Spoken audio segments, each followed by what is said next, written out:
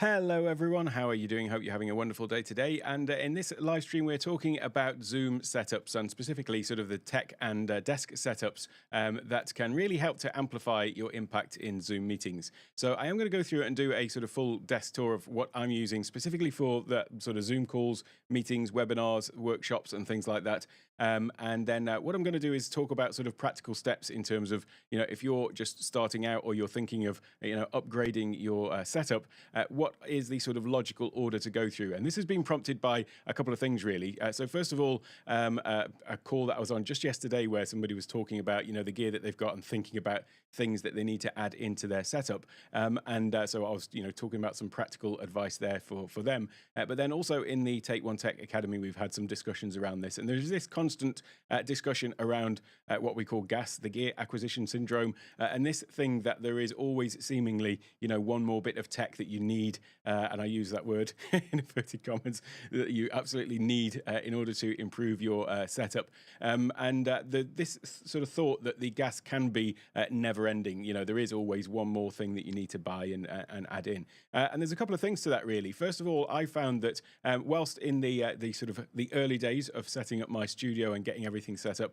then it did indeed seem like there's this other one thing that I need, and if I have this one thing, then it'll make it this little bit better. And but that does actually seem to plateau. Certainly I feel that where I am at the moment with my setup, there's nothing more that I really need to add in. I mean, I've got this perpetual excuse of having a YouTube channel, so I need to get things for testing, don't I?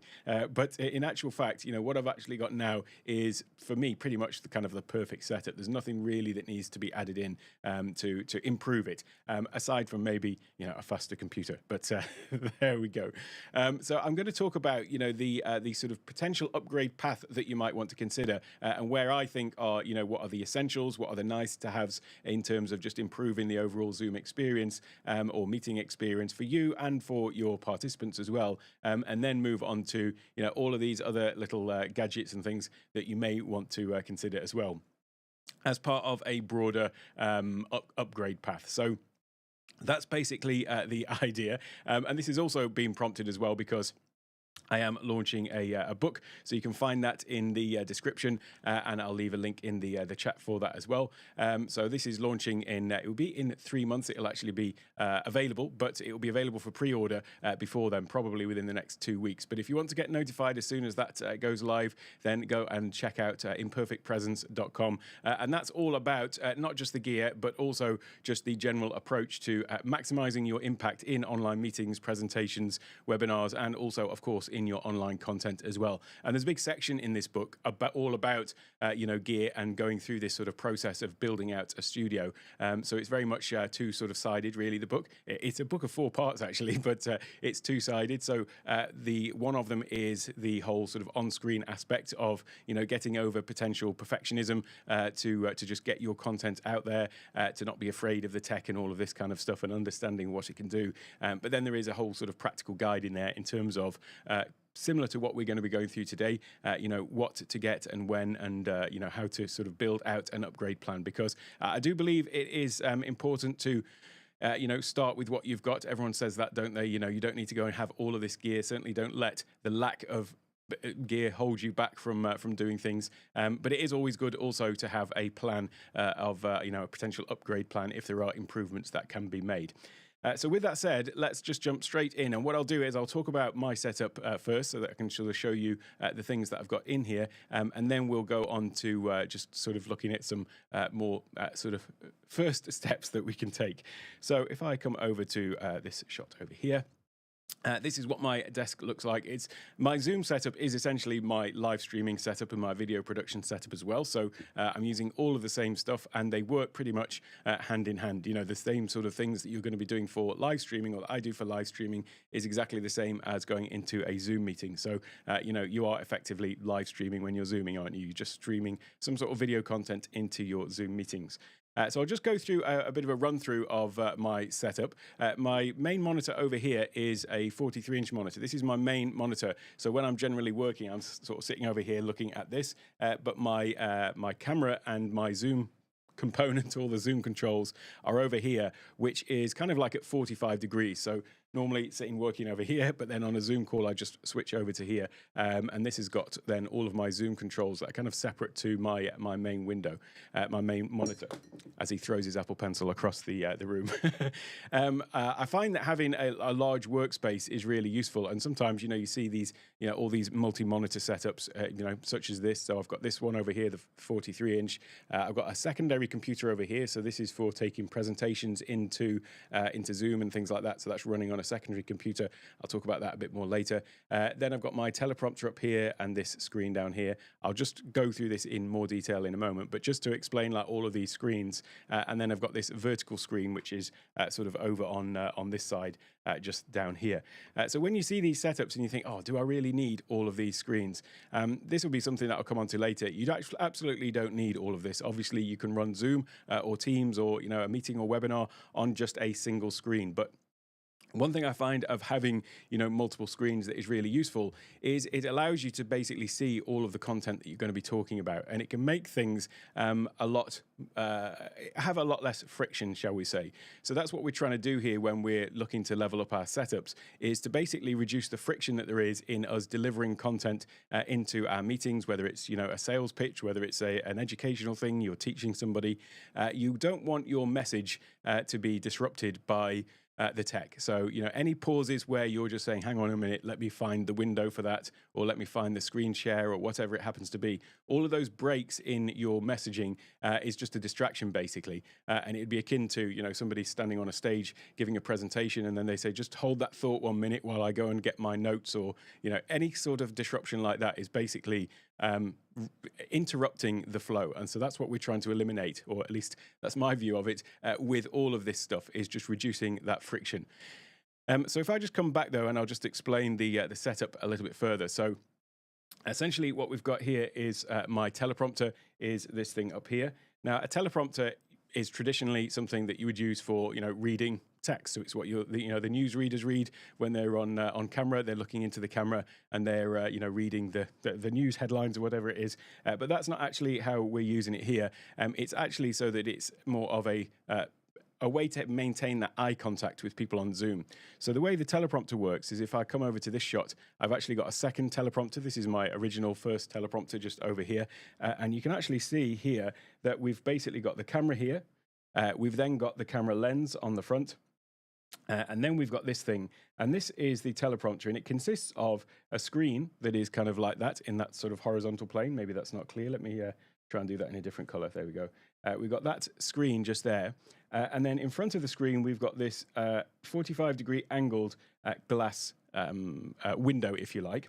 And then, as he writes all over the screen, we've got this sort of housing that covers it completely. So that effectively the lens is looking through this transparent screen here. But because the teleprompter is dark inside, what I'm actually looking at is when I look into the teleprompter, I'm actually looking at a reflection of the image that is in this monitor down here. So that enables me to put something on this little screen here and be able to see it even when I'm looking directly into the camera. So right now when I look into the camera, I'm actually seeing myself. I'm seeing the Ecamm Live output. However, in a Zoom meeting, then I would be looking at my participant, and that's how you get this thing of maintaining eye contact. And we'll talk a little bit later about sort of the order of potentially adding these things into your studio. But certainly the teleprompter has been one of the biggest game changers for me in Zoom, because it just allows you to basically see the facial expressions, have a proper conversation with people, but then also be able to feel like you're looking at them as well. And it's the thing that I get the most comments about in Zoom meetings, is this thing of maintaining eye contact, rather than often in Zoom meetings, people are looking down because they're looking at you and the camera's up here, or maybe the camera's over to the side. There's one guy that I seemed to be in meetings with a while ago, and he was always looking like this because his camera was mounted off to the side of his camera, and then just at the very end of the meeting, you'd turn and say, bye then. So there was no eye contact, and you really have this sort of disconnect. So a teleprompter is great for that.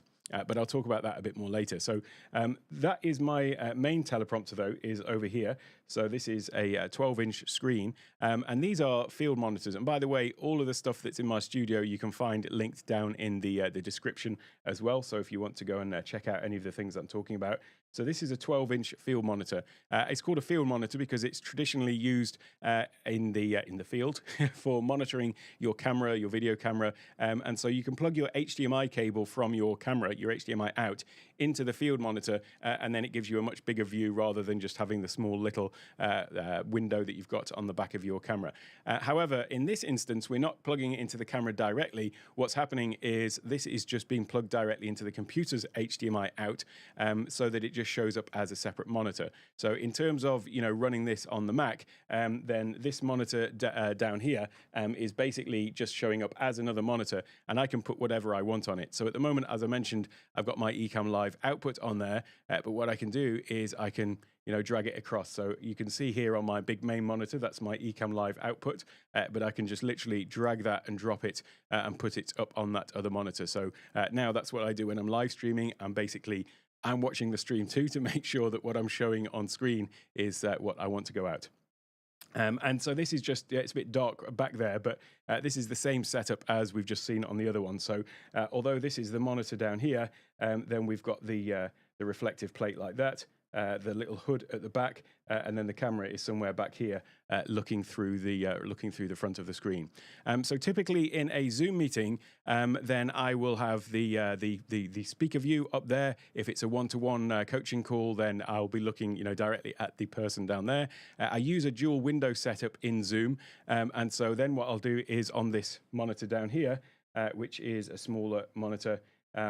That one there is then going to have the gallery view, or if I'm doing a coaching call, then it would be when they share their screen, that would appear down there. So that is just the way that I sort of set these things up for a Zoom call. As you can see now, I'm obviously not on a call. I have the chat down here, and then I have the actual YouTube chat window there as well. Sometimes things show up a bit different in there. And then I've just got a few sort of bullet points down here and some Ecamm controls. So for live streaming, that's the way that I have that set up. I mentioned that I have this secondary computer over here.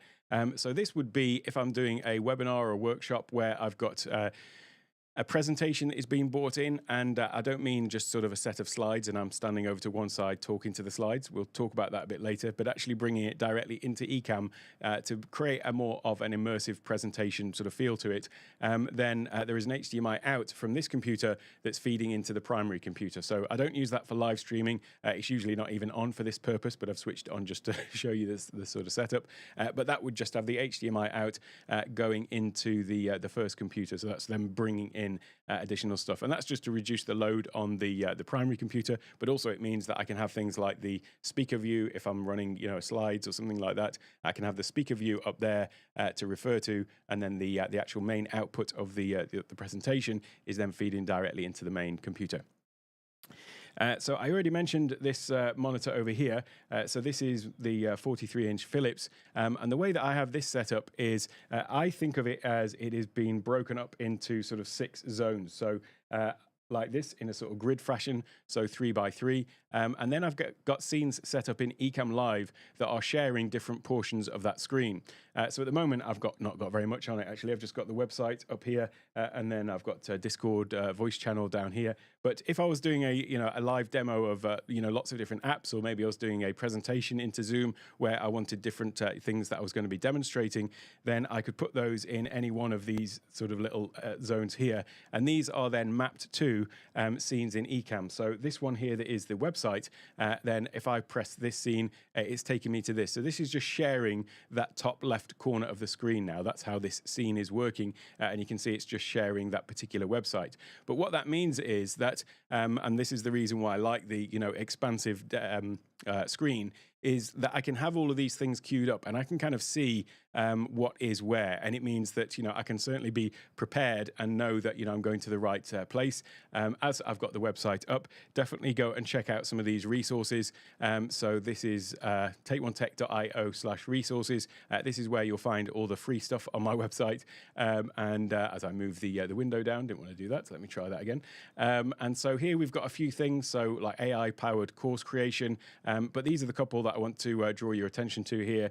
Zoom audio and video settings. So we are talking about Zoom. This one seems quite relevant. So you can go and grab that. That tells you about how to optimize your audio settings and video settings in Zoom to give a better experience and better audio quality, especially if you have sort of leveled up your studio, then you want to make sure that Zoom is then taking advantage of that as well. So go and check out that guide. You'll find that, as I say, on the resources section. I've just dropped a link and you'll find a link to that down below as well. There's some other things in here in terms of checklists and so on, and then some other recommended products and services, which we'll also talk about today as well, specifically Camo and Speedify and Ecamm as well. So you can check those all out on the website.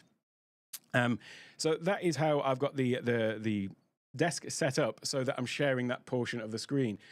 I mentioned earlier about, what's the point of having all of these screens and having so much screen real estate? Do you really actually need it all? Well, one of the advantages of being able to see everything is it means that, let's say I want to come over to my website and I want to queue up something different. Whilst it's not on screen, I mean, it is on screen now because I'm sharing the everything with you. But technically, it's not on my Ecamm scene, if you like. But it means I can come over here and I could be queuing up something different on here while I'm talking. So it means that even though I'm sharing that one part of the screen, if I was to just come back to this one, for example. So I'll go back to this scene. It means I could be talking about this, flick back to the main view, and then just glance across, switch to a different tab up there, and then switch back again. And now we're on a different tab, but in that same window. So that's why I think there's a lot of power in. And this is, by the way, the link that I left to the book. You can go and sign up for an early announcement when it is available for pre-order. But that is the point there, though, of having all of this space. Is it means that I can clearly see what is queued up and make sure that what I'm about to put on screen is the right thing, basically. So that's why I quite like this setup. I also like it from a work point of view. If I just get rid of some of this, rather than this is not necessarily a Zoom thing, but just a point on the screen aspect ratio, because it is just a regular 16:9, as opposed to, I'm not a fan of the real ultra wides. I mean, there's the LG Dual Up, which is basically like half the size of this. So it's that sort of shape, so you can have a window above and below. What I like about this particular size of monitor and the aspect ratio is that sometimes I'll do things where I want to have like a big document down the middle, and then I'll have lots of other apps around the outside like that. Sometimes I work with massive spreadsheets in some other business stuff that I do, not so much in Take One Tech, but there I'll have like a massive spreadsheet that's going all the way across the bottom, so I can see all the columns and then have some like supporting data up the top. So having that sort of aspect ratio screen for me works really well, because I can just sort of lay out the screen exactly as I want. So if I want it to be a wide screen, it can be, or if I want some stuff on a vertical column or whatever. I quite like that. I find the ultra wides are just sort of limiting for me in terms of what I want to be able to do with it.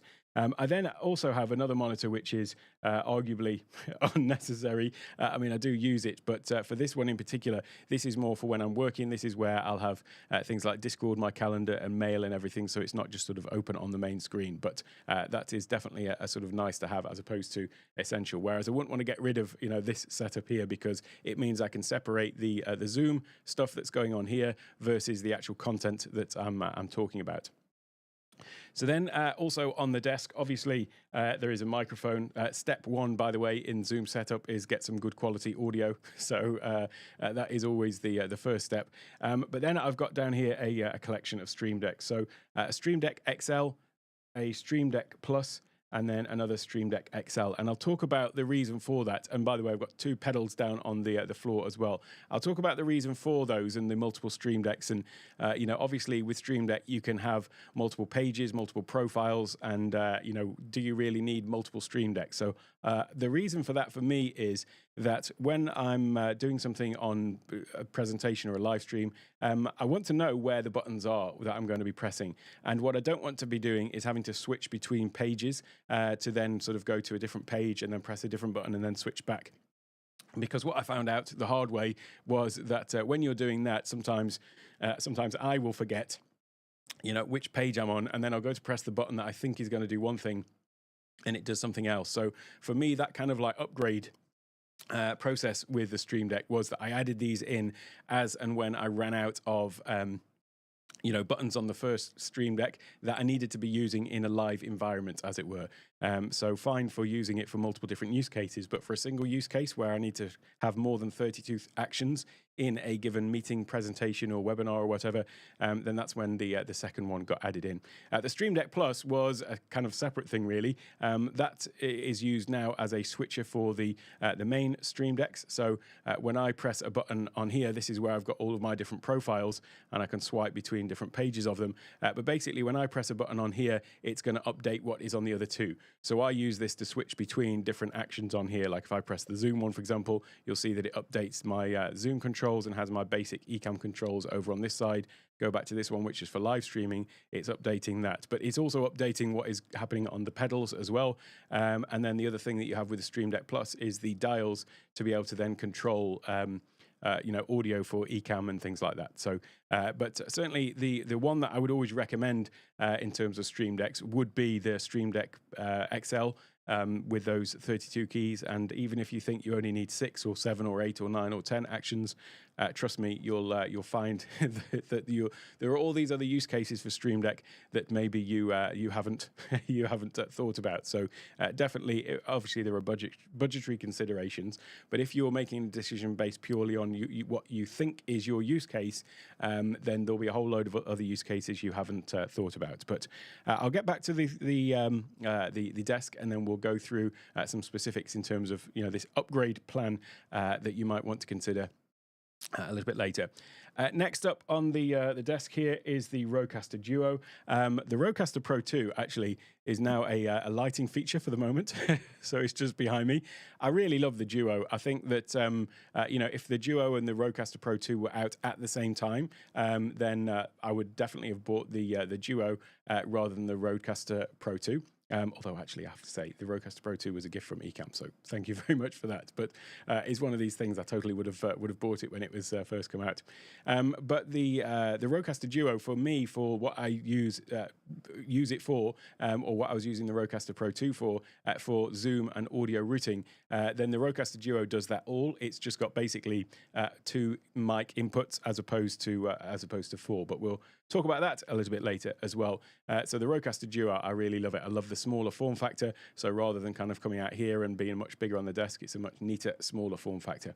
The other thing then that is on the desk, which is over here, is a Rode Streamer X. Now, I would guess that people are going to choose one or the other if they're going to be buying one of these devices. However, the Streamer X is a great device with it having a built-in capture card. So actually, my video now for my main camera is actually going through the Streamer X, but I'll talk about that a little bit more later. There is also here, not technically for Zoom calls specifically, but there is a top-down camera here that is pointing down. And then I guess I should also mention, this thing here is my key light, and there is also a hair light, not a hair light, sorry, a fill light over there, and the hair light is illuminating my luscious locks, and that is from just behind me.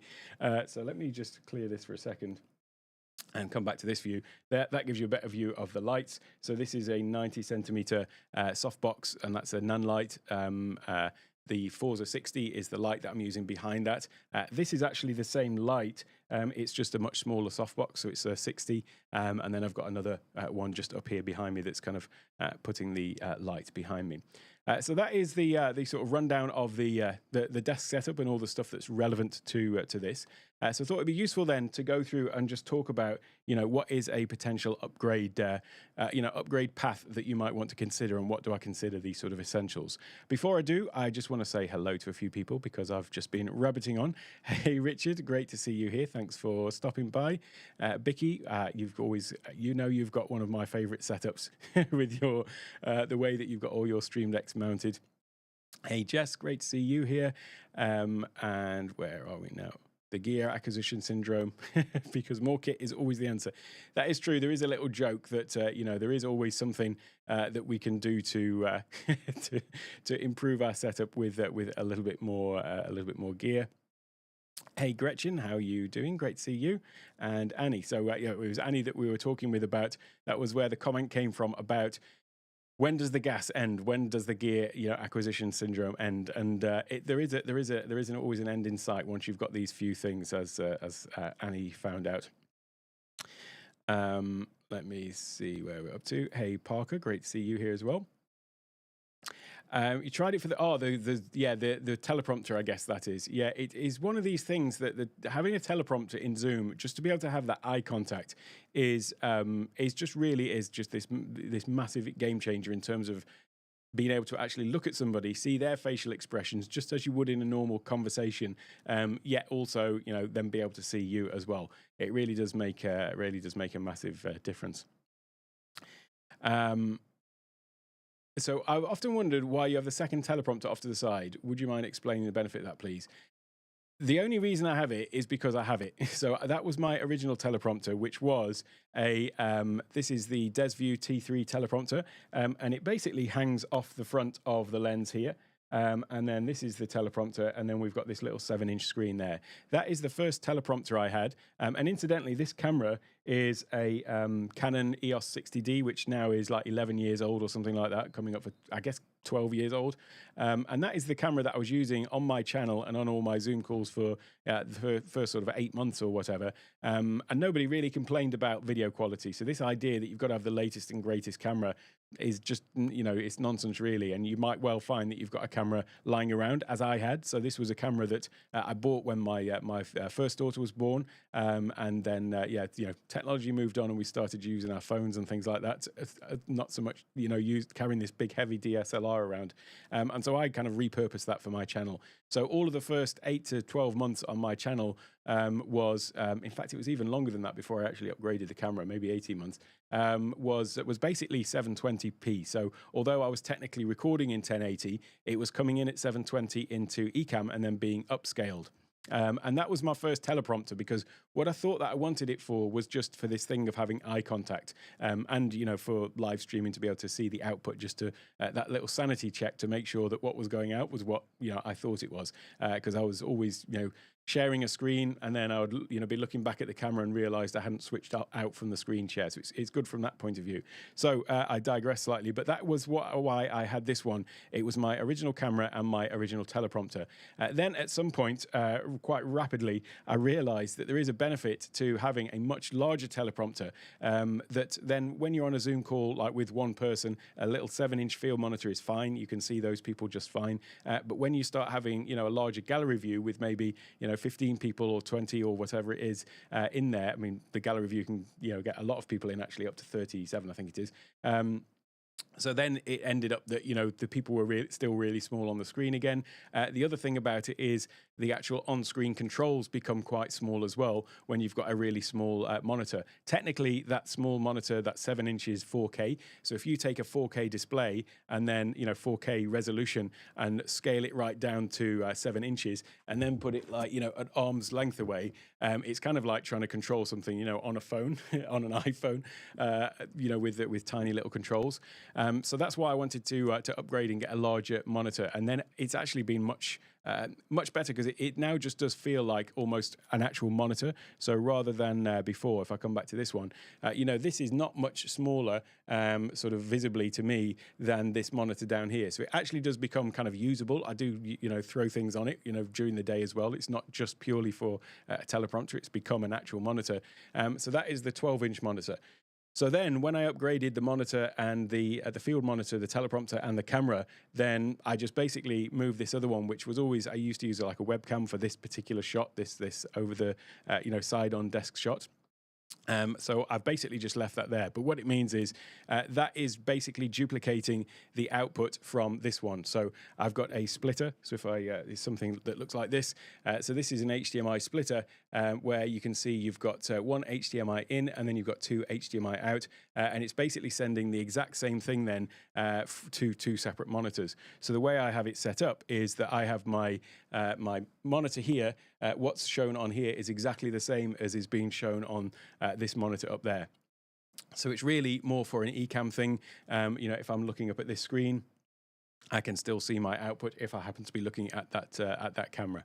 So definitely, I wouldn't necessarily add a second teleprompter in as such, but it's just the fact that I had one that I had upgraded. So that's why that is, Jesse. It's just because I've got one, but certainly I wouldn't be recommending that as as a potential upgrade. Do you have a recommendation for a smaller monitor which is in front of you below the teleprompter? There is one of those actually down in the description. The one that I'm using is a I always get the name of this always escapes me. It's called a U Perfect. No U Perfect. No U Perfect. And it is it's like a travel monitor actually, and it actually comes with a case, a bit like an iPad folio case.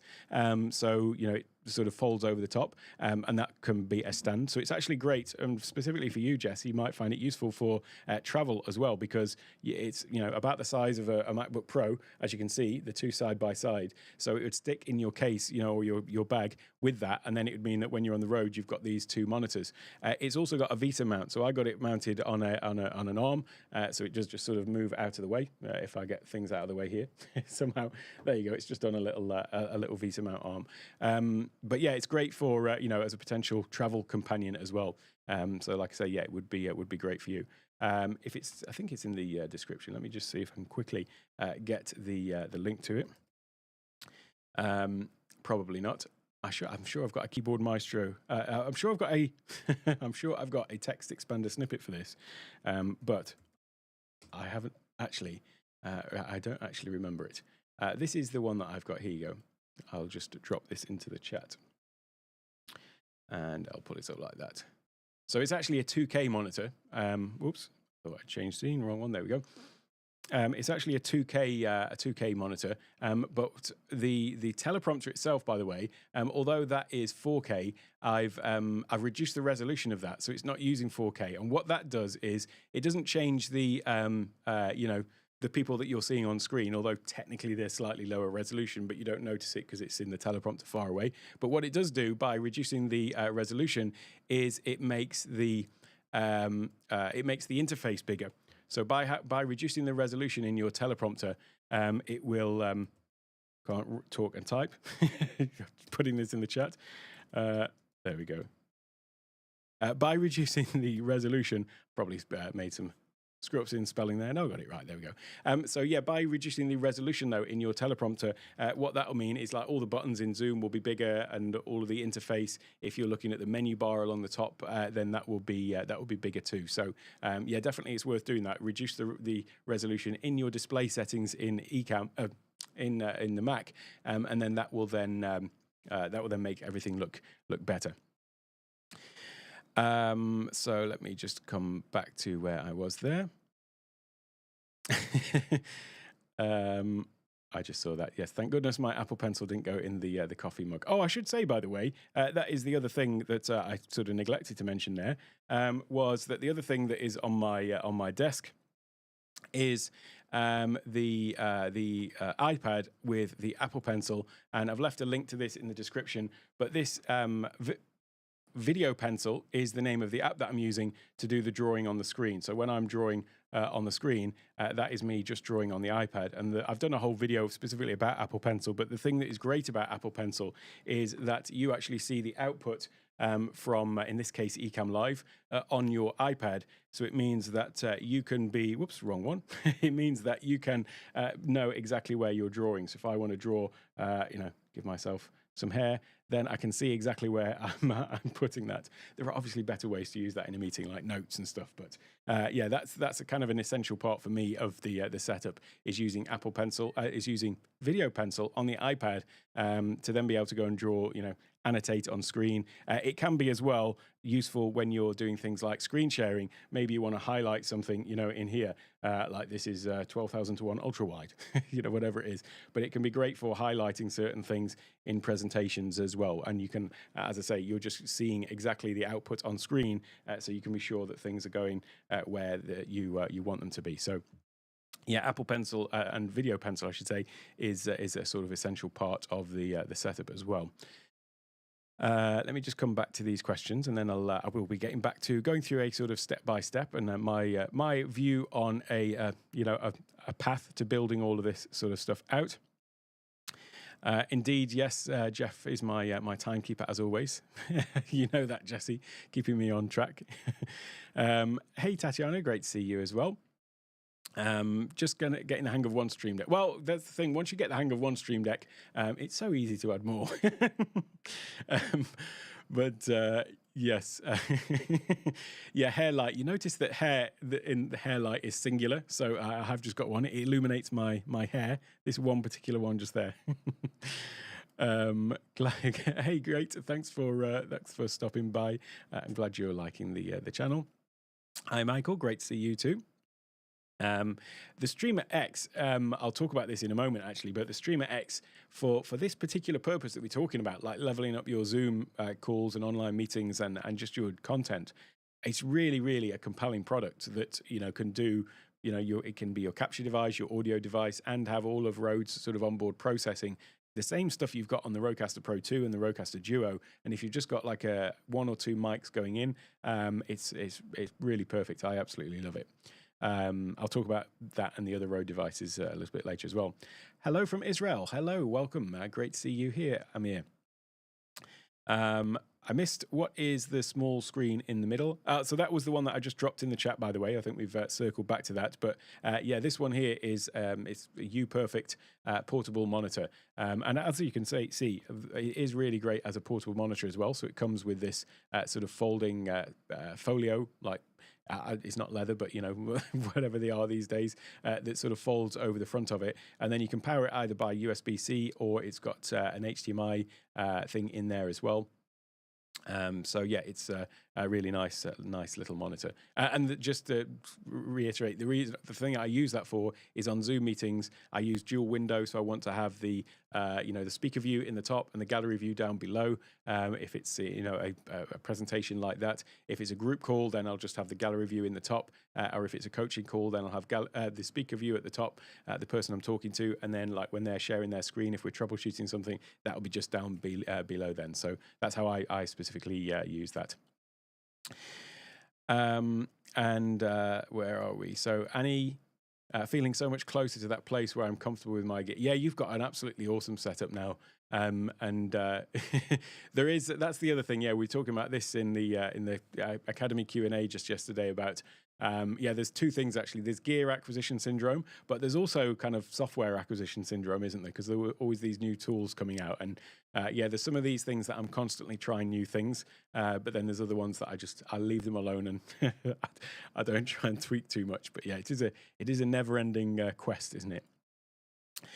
Oh, thank you very much, Michael. I'll receive that with the spirit with which it intended and send it straight back to you too. I'm not sure what that's responding to. Very true. HDMI. I'm not sure that was. Oh, is that maybe that's talking about the monitor? Is it the HDMI mini input? I'm not sure where what we're talking about there. This is the problem with live streaming. I love live streaming, but there's always this disjoint between the comments and me catching up with them. So I think it might be about the monitor though, isn't it? So yeah, the input is actually a regular HDMI. So if this the HDMI question there was about the that Imperfect monitor, it is actually a full size HDMI, and so are the field monitors that I'm using for the teleprompters as well. So they are HDMI too.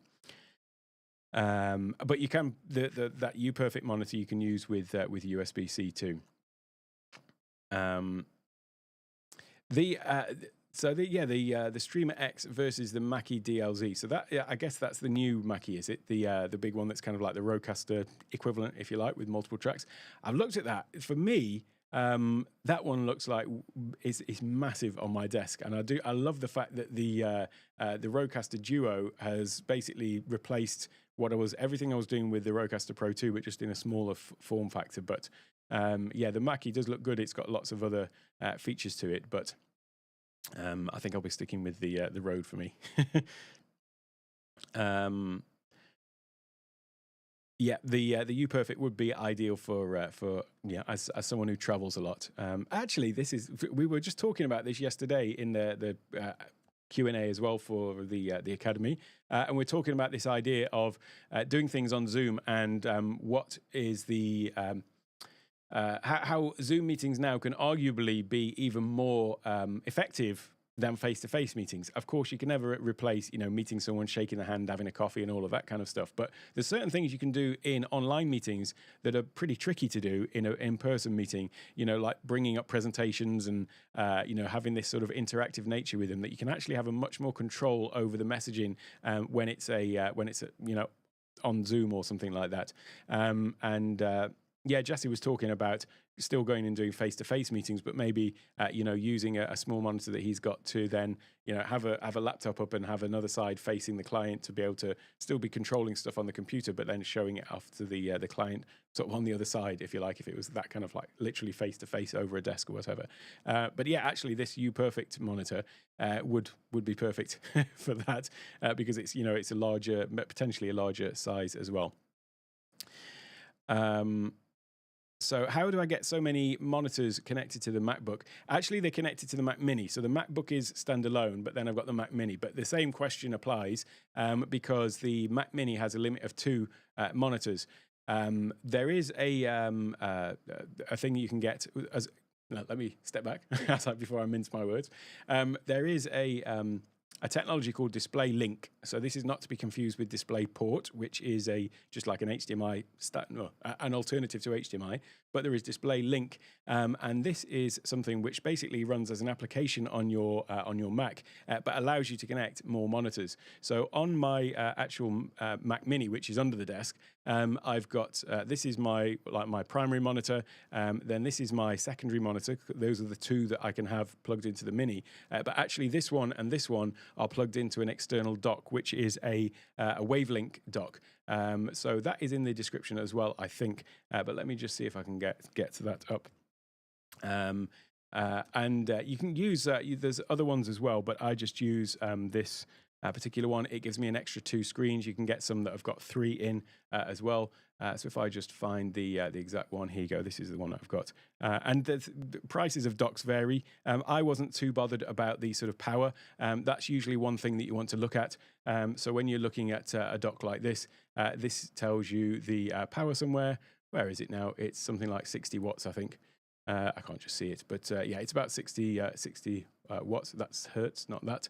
But the sort of pass-through power that you've got is always a factor with these. So if you look at like the Kel digit, which is another common one, then or popular one that people use, then that I think is like 100 watts or 90 or something. But this one that I use, the Wavelink, what that gives me is a few extra USB ports just down here. But crucially, it's this. It's got the HDMI and DisplayPort for 2 separate 5K screens. That's the other connector I was talking about, so DisplayPort. But what you're looking for is this little logo here that says Display Link. So just next to where that big 5K is, you can see it says Display Link on there as well.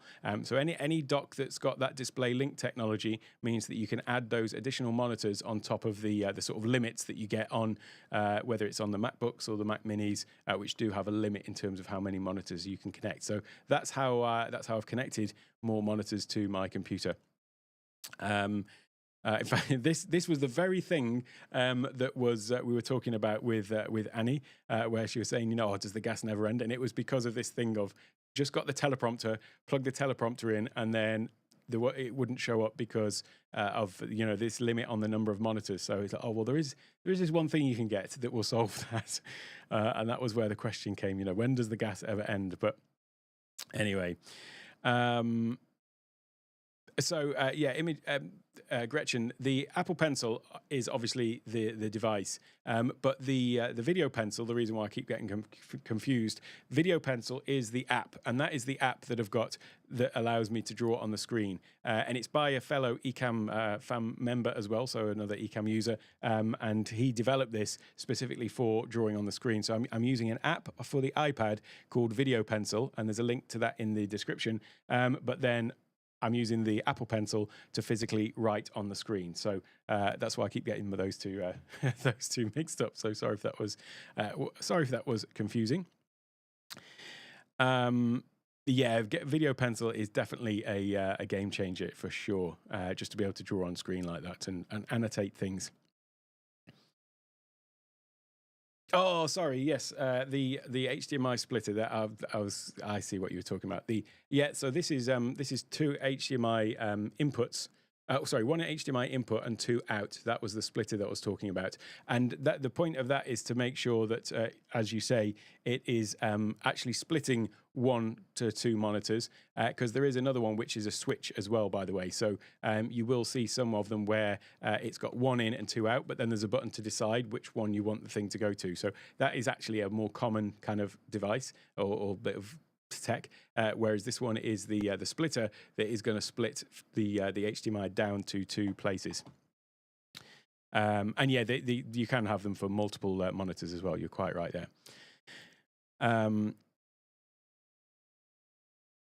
Oh, this must be about the Mackie. So, oh yeah, I know it's got a lot of features that the Rodecaster, potentially it's got some additional features in there. So, yeah, I do get that. It's more just for my needs, really. Let me see where we're going. I see. Right, that's more about the Mackie. So Streamer X for the audio routing and the video for my my two PCs. Okay, what I'll do is I'll start going through my my sort of order of preference for building all this out, and then I'll come on to the Streamer X because I've got a lot to say about that and why I think it's great. And so the other reason for this live stream today was because, as I mentioned at the beginning, having a call with somebody yesterday, and they were talking about their setup and things that they were planning on adding in, and having this similar conversation about the cost of all of this stuff, and the idea of setting all of this stuff up from the start. Certainly if I was to go out and just buy everything that I've got in my studio, there would be a big bill. But the fact is, it has just sort of built up over time as I've noticed a need for it and added certain things in. And like I say, there's nothing really that's on my desk that is at the moment, kind of redundant. It's all there for a specific purpose and doing something. But like I say, I didn't go out and just get all of this stuff in one go. So when it comes to thinking about an upgrade path, obviously, when you're on a Zoom call or a meeting or whatever, then you want to have good video quality, good audio quality. But that doesn't necessarily mean that the first thing you should do is go out and buy a camera. I already mentioned that the camera that I was using for the first sort of 18 months on YouTube and in my calls and that was a 12-year or 11-year-old or whatever it is. Canon EOS 60D coming in at 720, and Ecamm was doing the upscaling, and nobody really noticed. They probably just saw that on my channel the video was a 1080p resolution. It'll tell you that, but they didn't notice that it being upscaled from 720. So people don't really notice that thing. What makes the most difference, I think, to your video is actually your lighting. And whilst I mentioned that, I've got these Nanlite, which are, real video lights. I say real, they are video lights. They're intended for this purpose. This, again, was not what I was using in the beginning. I was just using some generic soft boxes that, I'm in Thailand, so I bought them in Thai baht for 2,000 baht, was it? 1,500 for the pair of them. So that would be around about $50. And they're just, sort of rectangular soft boxes, about 2 foot square-ish, something like that. And the light that was actually in them was, they just had regular light bulbs. So they had a head with 4 different screw fittings in for 4 regular light bulbs. So that meant that you could adjust the color temperature by changing from warm white to daylight bulbs, make it brighter by sticking in an extra bulb, and that sort of stuff. And so it was a really low-cost solution, really, but it added a lot of light. And as I say, can you tell the difference if you go back and look at my early videos versus the later ones? Has that is there this massive, huge, exponential change in quality because I upgraded my lights? Probably not. I know there will be people who will say, "Oh yeah, I can definitely tell," but probably not a huge difference. Whereas the difference between not having lights and having those low-cost lights was a massive shift, and it suddenly made even a lower quality camera look amazing. The other thing is, the cameras that we've got in our pockets these days, with the latest iPhones, they've got tremendous cameras, and yet they don't have, the large lenses. Obviously, we're talking about, when you're getting into talking about cameras that have got full frame sensors, and it's all about the size of the frame and the quality of the glass, the lens, and everything. But actually, the way that Apple compensates for that is by all of its onboard processing. So it is doing a huge amount by having, its 3 or 4 smaller lenses, and then doing all of the processing on the image side, on the software side, in the actual phone itself, to give you a really good quality image. So I would say that, this whole cliche of, oh, well, you can start with your phone. By the way, my little guilty secret is that although I'm a tech expert, I still use an iPhone 6S, so I'm not really a phone person. But generally, for normal people, the phone that they've got in their pocket is usually, got a really good camera on it. So that is, adding a good camera, but then just upgrading the lighting. That is definitely a sort of step one. The next thing, obviously, is then, once you've got your video quality sorted, and as I say, just lighting with even a regular webcam or your built-in camera, and then think about positioning. Making sure you're at eye level, not doing the whole sort of looking up the nose thing as people with their laptops on their desks do. So, but that again can be combated just by getting a riser to lift your laptop up so it is at eye level, and then have the lighting and the built-in camera. You'll still look great. But for the audio, then it's a case of thinking about that. Now, I'll get onto the audio mixers in a while, but the first step is, though, to just get some sort of microphone that is going to give you a better audio quality. And when I started, I bought the MV7, which is actually just over there. And the reason I bought that microphone was because it was a USB microphone, but it also had XLR. So the USB is this is the Rode Pod mic, which also has the XLR and USB. This wasn't out at the time, but the reason why I did that was because I did have this idea that at some point I was going to be upgrading my studio, and so I wanted a microphone that would kind of grow with me as I built out things. So that meant that having something that was dual USB and XLR meant that I could then just keep that same microphone, because whilst all the other tech, there's always new models of this and that coming out. Microphones are something that will, technically last, could potentially last a lifetime. So that was the reason for that particular purchase. Now we've got the Rode Pod mic that's come out, and I think it's a really, a solid competitor now to the Shure MV7. The Shure MV7 is $250 versus the Pod mic, which is $200. Well, that's $149 versus $199 or whatever.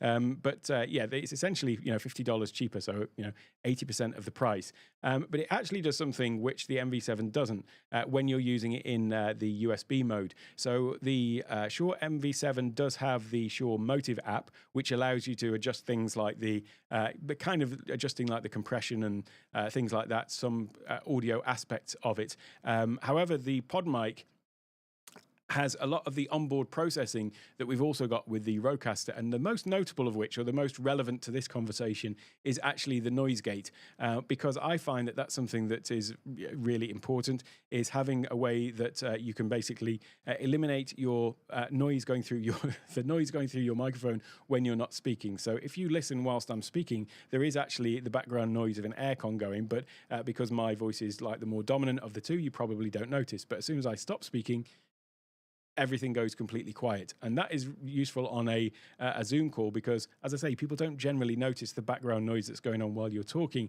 but it's when you stop that if there's some loud humming or, the clicks on your keyboard or things like that going on whilst you're not talking, that is going to be really disruptive.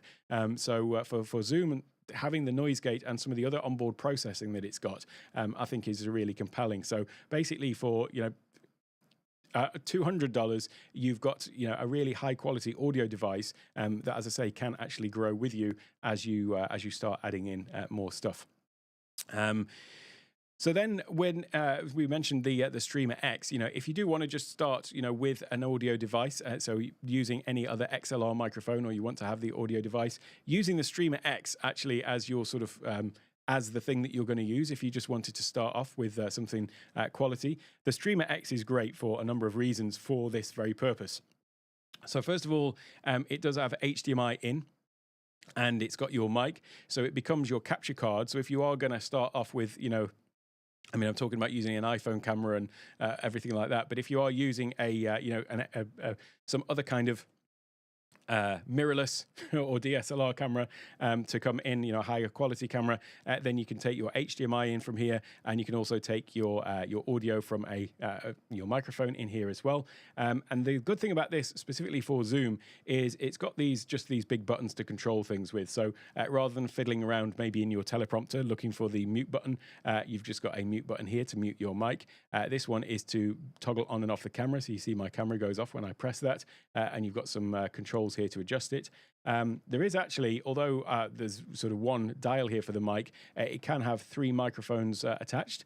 So there's the XLR mic, there's also a headset mic that you can plug in here, and then also you could be using this with a wireless mic as well. And there's 2 bits of software that you can use this with, either Rode Central or the Unify software. If you're pairing it with Rode Central, you basically are choosing a microphone, whereas if you use it with Unify, then you've got access to all 3 of these microphones at once. So you could have, a wireless mic and the main mic and the headset mic. Not that you, as a single person, would have all of those things on you at once, but maybe for different aspects of your production, it's good to have that versatility. And then the other thing that this has got, which is great from a Zoom perspective, is you can set these smart pads, which can do various things like voice changing and all of that kind of stuff, playing music. You can also switch these to be into presentation mode, which means that these buttons then become your forward and backward slides, advance your slides forwards and backwards for Keynote, PowerPoint, or Google Slides, and then these are also then become other controls for your presentation as well. So actually, as a Zoom thing, for somebody who's not doing all of the live streaming, hasn't got all of the the other stuff, but you just want to level up your Zoom things, it's really, really perfect, because you do have all of the same onboard processing that we've got in the Rodecaster Duo, the Rodecaster Pro 2, but just in this really compact form factor. It has got a little screw thread on the back there, 1/4-20, so you could have this mounted somewhere if you didn't want it on your desk. You could have it mounted up off your desk somewhere. But yeah, it's a really great solution for that. It's also a great solution for live streaming. I like the Duo because of the some of the routing that you can do in hardware. So I've got my different levels for here. I've got my microphone. This is Ecamm Live, which is for the live stream. But then this is, and also, if I was in a Zoom call, then I use Ecamm, so if I'm playing any videos or things like that through Ecamm into Zoom, this is where I'm controlling the audio. This is Discord, and then this is Zoom. So I like having those 4 things with physical faders that I can adjust the routing on the fly. However, with the Streamer X, you can technically do all of that same routing with the Unify software, which they have, which is Mac and PC. It's still in beta on Mac, but it's coming. I've got the version of it, and it's a great bit of software. So you can still do all of the routing with this as well. So this is a really compelling product for me to, to give that really small form factor all-in-one way to just sort of upgrade your video and your audio in one go. So yeah, highly recommended from that. So that would be a great sort of device, as I say, to just add in this, level up your audio and video quality with one thing. So after that, though, you've got the audio, the video, and the lighting sorted. Then there are some other things which they're not essential. None of this stuff is essential. I mean, you can just go into Zoom straight away, can't you? But for me, it's all about leveling up the experience. And I mentioned this earlier about this idea of being able to give frictionless presentations where you're just kind of flicking between one thing and another thing with ease without really too much hassle going on. And that was where I was talking about, having the screen real estate to be able to have everything open. Well, really, the hub of everything that is controlling everything is the Stream Deck. And I do think that this should be like an essential bit of gear. If you've got a studio space, or you're looking to build a studio space, or you're just looking to level up your Zoom calls, even if it's not in a sort of more traditional studio, then the Stream Deck is kind of essential, because this brings everything together. And I mentioned that I've got multiple Stream Decks on the desk, but just starting with the 32-key Stream Deck is going to allow you to control your Zoom. It's going to allow you to control, if you're using Ecamm Live or some other piece of software, to add, all the stuff that I'm doing on this live stream could be just fed straight into a Zoom call. So things like switching scenes and so on. This could just be part of your presentation into Zoom to show off presentations, to show off, spreadsheets or whatever it is that you're doing. And the point about it is, it's seamless. So when you want to switch to a different camera, you press this button. When I want to switch over to this scene, I press this different one over here. And you see that sort of seamless transition. What really screws up the flow of a Zoom meeting or a webinar or a workshop or whatever is where people are fumbling around trying to find the Zoom screen share button, and then which window do I need to share? And there's that interrupt that I was talking about earlier. The Stream Deck brings everything together and holds the whole presentation together and gives it that seamless flow that then does not interrupt your message and the value that you're trying to deliver. All of these things that we're trying to do essentially is, although we're adding in tech, all we're trying to do is make it so that you are able to deliver your true value, and the tech is getting out of the way. I mean, I'm a tech geek anyway. I just love all of the stuff, but actually the reason for it, it's got a purpose, which is to allow me in meetings and presentations and whatever to actually deliver the thing that I'm wanting to be talking about. Much like I'm doing now, really. I mean, I'm flicking between different things, but it's sort of pretty effortless to go between those things. And if I want to pull something else up, just being able to press a button and do it, it makes it seamless rather than spending time flicking around between this and that. So a Stream Deck really, I would say, at this stage, should be an essential bit of gear. And there's the other thing about it, which is that I bought the Stream Deck originally specifically for this purpose of, switching scenes in Ecamm. That's why I got one, because it is a Stream Deck. It's for live streamers and live video production. But what I didn't realize was, what a productivity powerhouse it basically is in itself. And now it's just an extension of my arm, really, that I use it for everything that I do, for all of the productivity side of it. So the other thing about the Stream Deck is not only will it improve your Zoom calls, but once you get it, you'll realize all of the different things that you can do with it, and it will just transform how productive you can be just in your day-to-day work. So Stream Deck is definitely one of those things on after you've done the basics, so the audio, the video, the lighting. It's still really, all about leveling up the experience. And the next thing should be definitely Stream Deck, top of the list there. And just, not 5, but 1. 1 is a great start. Then the other thing would be the teleprompter. And I've talked about this and why it's important. But that is another thing that I think that people think it's... maybe don't appreciate the value of it until they've tried it. I think that is the point here. It can seem like, it seems like it's a bit expensive, to add this other thing in if it's just for Zoom calls. But if you're using Zoom or Teams or any other platform in your business, just to have these calls with people, it will honestly make a huge difference. And it's these subtle little things that in the connections that you have with people in remote working that do make all the difference. And it can actually be make or break between you either getting a contract or not, or you getting your message across to somebody that you're teaching or not, or you building the rapport with a potential client or with business colleagues. I mean, I was in a business with people that I'd literally never met some of them before, because it came around during COVID and we set things up. And so I was working remotely with people in New Zealand, UK, Pakistan, and I'm in Thailand with developers in different places. And we'd never met, but, we had that connection because of the way that we interacted in our online meetings. And it's really, really not to be underestimated what a massive difference having a teleprompter can make to that. I will also say there are ways that you can do this with using like an iPad for the teleprompter part, or for the screen part of it, I should say.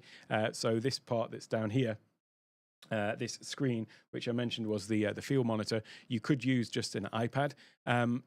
It's a great way to do it, because then you're just buying just the teleprompter bit up here, and then you just put your iPad in the little tray there, and then you do need to use either a bit of software. Get that off my face. We do need to use a bit of software, either.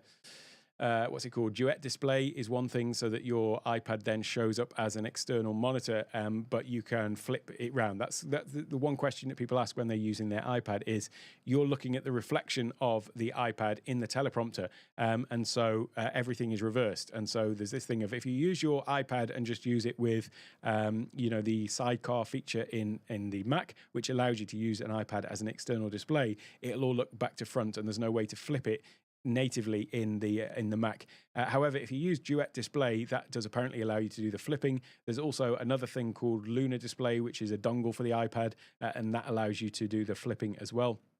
Um, Personally, though, I think that once again, although there is an investment to be made in in an actual field monitor, for me, the benefit of that is it just shows up natively as a display on your computer. You're then not using an iPad, which in itself is a great tool. You could potentially be using the iPad for video pencil for drawing on the screen, but also it doesn't require any additional setup. It's just showing up as a monitor. It's always on. When I put my computer to sleep, that goes off. When I start my computer, wake it up or whatever, then that monitor is just on. It's always there. I don't have to think about I've got to start the iPad and all of that kind of stuff. So I think that there's a real value in having a dedicated field monitor in your teleprompter. Again, if this is something you're using for business and it's a revenue generating thing that you're using Zoom for, then as a business expense, it's some of the best money that I've ever spent, to be honest, just because of this, as I say, the connection and being able to see people clearly and then being able to see me. And it's something that I get a lot of comments about. Some people would just say, where are you looking? What they mean is, how am I seeming like I'm looking at them? And I guess the question then is like, am I actually seeing them the same way that they're seeing me? But the answer is yes. Obviously, I can see them in the teleprompter. So that is the second thing is Stream Deck, absolute essential in my mind. Teleprompter really should be up there and the top priority list. Another priority, though, coming back to the software, we're talking about gear, but would be Ecamm Live. That's what I'm using for this live stream. So that's how I'm doing all the live switching. All of the videos on my YouTube channel are all done in one take with no edits. That's why the name is there. I kind of forget that that's people don't necessarily know that. But I was on a podcast just last week, or interviewed for a podcast last week, and kind of mentioned it there, and they hadn't realised that all the videos are done in one take with no edits. And the reason for me doing the channel was to practice this process of creating videos in one take with no edits, just like this live stream obviously is. But that's because that is good practice for first of all for me was creating course content without having to do the editing process, but also it's the same process then when you are just presenting something, as it be a sales pitch or a demo or something like that, into a Zoom call, a classroom, a workshop. So it's all the same thing. And Ecamm allows me to switch scenes, allows me to add on overlays. So for example, maybe I could say, check out the Discord community for Take One Tech, and that little pop-up. So that little pop-up is just a little animated overlay in Ecamm Live that pops up on the screen. So it allows me to add in all of those things. But the other really powerful thing about it is it allows me to bring in keynote presentations, but I do it as more of an immersive presentation. Foolishly, I didn't have one set up for today, which is a bit of a mistake. But there is a video about it, which I'll go back and leave in the description, that I made all about how I'd make these sort of what I call immersive presentations using Keynote and Ecamm going into Zoom. And what it means is that rather than having you in a little window on the corner with a slide deck, I never do presentations like that. What it would generally be is me on the screen, but then I'm using Keynote to merely animate in bullet points down the side, or maybe a title block down at the bottom. But it allows me to create all those things really quickly and easily in Keynote, bring them into Ecamm, and that is where that second monitor comes in, second computer. So this is my Mac Mini's under the desk, but this is my secondary computer. This is where I would run my Keynote presentation. That is literally just parts of it are used for the animation in Ecamm. So I'll just do that, but it means that I can still see the speaker view here, which shows me what's coming up, but the actual content of it is then feeding into Ecamm on this primary computer. So in terms of this thing, definitely, if you've not tried out Ecamm, definitely go and try that out. You can find a link to it down in the description if you haven't heard of it or you haven't tried it yet. And also, if you use the code AlecZoom at checkout after you've done the 14-day free trial, then you can get your first 2 months for free. So you'll go through and add in all your billing stuff, but you won't be charged for the first 2 months. So it's effectively like a 2.5 month free trial. And if you can't monetize using Ecamm or can't see the value of it within that time, then yes, I don't know what to say. It's another one of these game changers. The power of Ecamm. And the other thing then to think about upgrading, like after you've done the obviously the video, the lighting, and the audio, and then these things that I'm talking about, Stream Deck, teleprompter, Ecamm Live, and all of that kind of thing, is one of the biggest upgrades, and I think the one that sometimes people neglect is is upgrading your skills, to coin a term, or to use a term coined by Mr. Camera Junkie. He's got the t-shirts for that, upgrading your skills. And that's really why I created the Take One Tech Academy. And that is for, all the sorts of things that we're talking about here. So you can check out a link to that down in the description. But what that gives you access to is, you may know that I've got a number of courses available. Well, the Academy gives you access to all of those courses, but then other learning resources as well. So there's the beginner's guides covering all the sort of things that are kind of, you can see they're kind of relevant to this. So Discord, that's just because my community is in Discord, the Take One Tech community. But then YouTube beginner's guide, Kajabi, home studio, live streaming. But these ones are all very relevant to the Zoom thing. So audio with Rodecaster Masterclass, Ecamm Masterclass, Stream Deck, and so on, and more to come. But then also there are monthly workshops. So this actually that I'm talking about now is kind of like almost an add-on, or a bit of a duplicate of parts of the workshop that was this month, which I've just noticed I have not updated. There we go. Technical setup for virtual presentations and webinars, which was June the 27th. And so we have these monthly workshops, which are kind of like a 2-hour workshop on a particular topic. And then obviously this is done in Zoom, as you can see, with a Q&A there as well. And so the next one that's coming up for that is strategies for effective task and file management, essential Mac utilities to boost your efficiency. The one that's coming up the following month is actually all about the business of setting up a content-based business, much like I've done with Take One Tech, and talking about the technicalities of how to do that. Excuse me. So that is the workshops. Then we've got accelerators, which are coming soon as well. And then we've also got monthly Q&As and group coaching.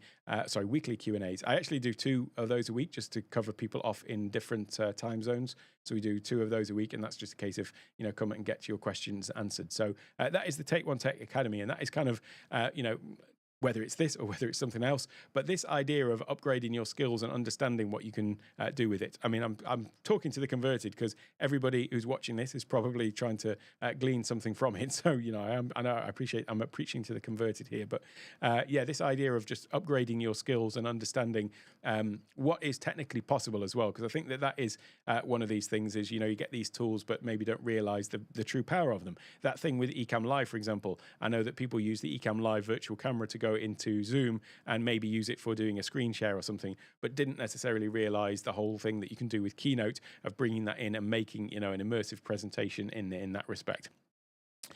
So let me just come and check in the chat a minute, because there is another point that I'm going to go on to, which is all about this idea of an upgrade path. Because what I think I've covered so far is, yes, the very basics, then the what I still consider are essentials, so the teleprompter, the Stream Deck, and things like that, and upgrading your skills. But then there are a large upgrade plan. Obviously, I've got a lot more stuff in my studio right now than I had previously. So I'll come onto that in a moment. Let me just check in with the chat. I've lost where I was up to, but let me just pick it up somewhere. So to go into the question, what's the lighting? Are those that look like honeycombs, right? So what that is what you're referring to there is on the softboxes. So this is a Nanlite Forza 60 light. You can find a link to these down in the description, not in the chat, but in the description. And so they've got these meshes on the front, which are, they call it a grid. And what that is for is it makes the light here is just being directed at me. And if I was to turn it, actually I can't turn it because I've got something hanging off the top of it. But this one, you can see how you're not really seeing the light coming out of it so much. You're just seeing the side of that grid. And what the grid does is it basically just directs the light, and it stops the light from this from basically illuminating everything like on the back wall, for example. So when you see the back wall, there is not really any of this light from my light in front of me is getting onto the back wall. That is just purely the lights that I have behind me, which are Nanlite Pavotube 6C. So that's what's giving that kind of like glow on the wall behind. I've also got two of those outside that are illuminating the, those are acoustic panels. So these things here are acoustic panels. I've got those all around. I mean, this is like another extreme. You can treat the acoustics in your room. We talked about microphones. You can certainly treat the acoustics in your room so that you're not getting that sort of echoey room noise. You don't necessarily have to go and build acoustic panels like I did, but you know, just think about having more soft furnishings in your room. You know, maybe you can get acoustic, what do they call it? Acoustic blankets, you know, that you can hang up that just sort of help to deafen the sound. Certainly when there's a video on my channel actually when I was building out this studio 18 months ago or so. And I did a before or after, you know, with the acoustic panels in and without them. And with them in, it just felt like a really echoey room. The floor, I should really put something down on the floor, but it's just tiles. But if I had like a, you know, a rug or carpet or something, that would help to deaden the sound as well. But certainly, even without that, it's fine with these acoustic panels. But without them, there was a lot of sort of echo and reverb in the room. So yeah, that's anyway a slight digression. But those lights are the Nanlite Pavotube 6Cs. You can find those in the description as well. That's what's giving that sort of colour on the back of the wall. But so to answer your question, though, that was what those grids are for. It is to stop the light from spilling out to either side, and it just keeps it directional in the direction that you want it to go in. And by the way, the size of these, you might think, well, what's the point in having such a large light? The larger the area of the diffuser, the softer the light is going to seem on your face. So that's the reason for having like a large light source. Whereas if you have a point light, you would end up getting quite sort of harsh shadows and things like that. So, I mean, I've not talked about 3-point lighting apart from mentioning them, but the key light is the main light that you have and having it off at 45-degree angle to you. So the ring lights suddenly became really popular for some reason, you know, like a ring light with the camera in the middle of them, but they actually give you a really harsh light. And so I don't necessarily recommend those. Lots of people seem as though they are not so much in the live streaming community, but lots of people on Zoom seem to use those because they just seemed like this I don't know why they came to such prominence. I suppose because it was easy to mount them in a camera or whatever and have the ring around the outside, but they actually give a really bad quality and harsh light generally. And so yeah, having something off to the side is better. Also, another thing that I see as a mistake sometimes is just having the light directly in front. So you definitely want them to be positioned kind of off, 45-degree angle for the key light, the main light. Then you have what's called a fill light, which is over on the the opposite side, again at 45 degrees off. So I've got them both here. If you are someone who wears glasses, then make sure that the lights are sort of, I mean, they should be positioned slightly above you anyway, but one of the things that I get asked about is somebody wears glasses, they're saying that they're getting this reflection of the light or they're getting the reflection of the screens. It's just a case of, managing the angles really, because whatever the camera is seeing is bouncing, off your glasses and, or it's bouncing off the source and then going into the camera. So it's just a case of adjusting those angles to be able to avoid that glare. The best solution I've seen for this ever is Bradley Vincent, who is a great guy in the Ecamm community as well. He does keynote tutorials and Ecamm tutorials and all that kind of stuff as well. Great guy, but he was he's got these sort of like trademark glasses, and somebody asked him once in a live stream, like, how do you manage to avoid the glare? We can't see the glare in the glasses at all. And he took the glasses off and put his finger through them because he had actually had corrective surgery on his eyes, but he kept wearing the glasses because it was part of his brand. So I thought that is always a way to combat glare, is to take the lenses out of your glasses. Anyway, not always practical. So that is the key light and the fill light, and then the hair light, which amusingly called, is the one that I've got sort of, you can't see it actually, but just over my shoulder, and that helps to give you some separation from the background. Nanlights aren't able to be controlled natively on the Mac, but there is a Nanlite mobile app, and so you can actually run this on a PC. Oh, not on a PC, heaven forbid. You can actually do it on a Mac though, so you can run iOS apps on a Mac. So I've just got the mobile app running on my computer, but it means I can control the lighting. And what if I just give this a moment to connect? So if I show you the hair light going off, it's only slight difference there, but it's just adding on a little bit of something to the back side. If I turn the fill light off, if I want to have the sort of dramatic look, so that's the fill light that's over this side. And then if I turn the key light look off, then this is me going into witness protection mode.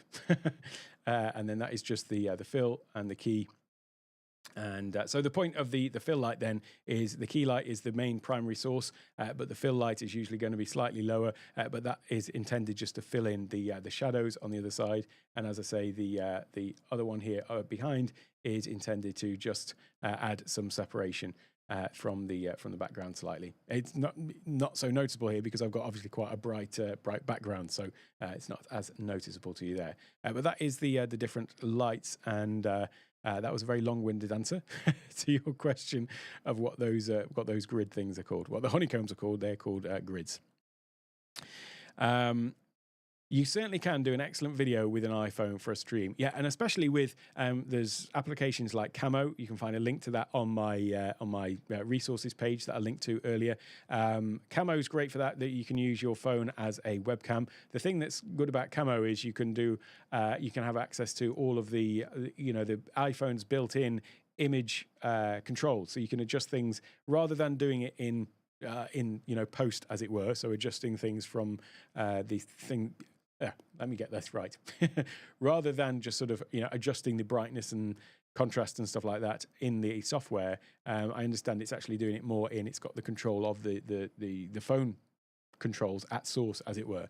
Of course, we've got continuity camera as well for the Mac now, which is just the Apple's built-in thing to allow you to use your iPhone just as a webcam. Camo does still have some additional sort of functionality over the top of that, but you're totally right, as I said, and just adding some lighting. iPhone camera is absolutely fine. So yeah, definitely not necessarily the first one. The first thing on the list is buying an expensive camera. Yes, I've outed myself finally publicly. My old iPhone. Recently purchased an OBSBot 2K 4K. Yeah, those are really good actually. I like the I think that's the one that's got the automated control. You can use hand gestures to signal it to do different things. Stream Deck for vMix. Yeah, but it's ideal for any of these live production things like vMix. I use Ecamm, but vMix is another one. Obviously, OBS is another similar software that allows you to do all these kind of things. So yeah, using it to control these things is just a game changer. Yeah, that was my whole thing. My whole thing about me being my own worst enemy when it came to editing.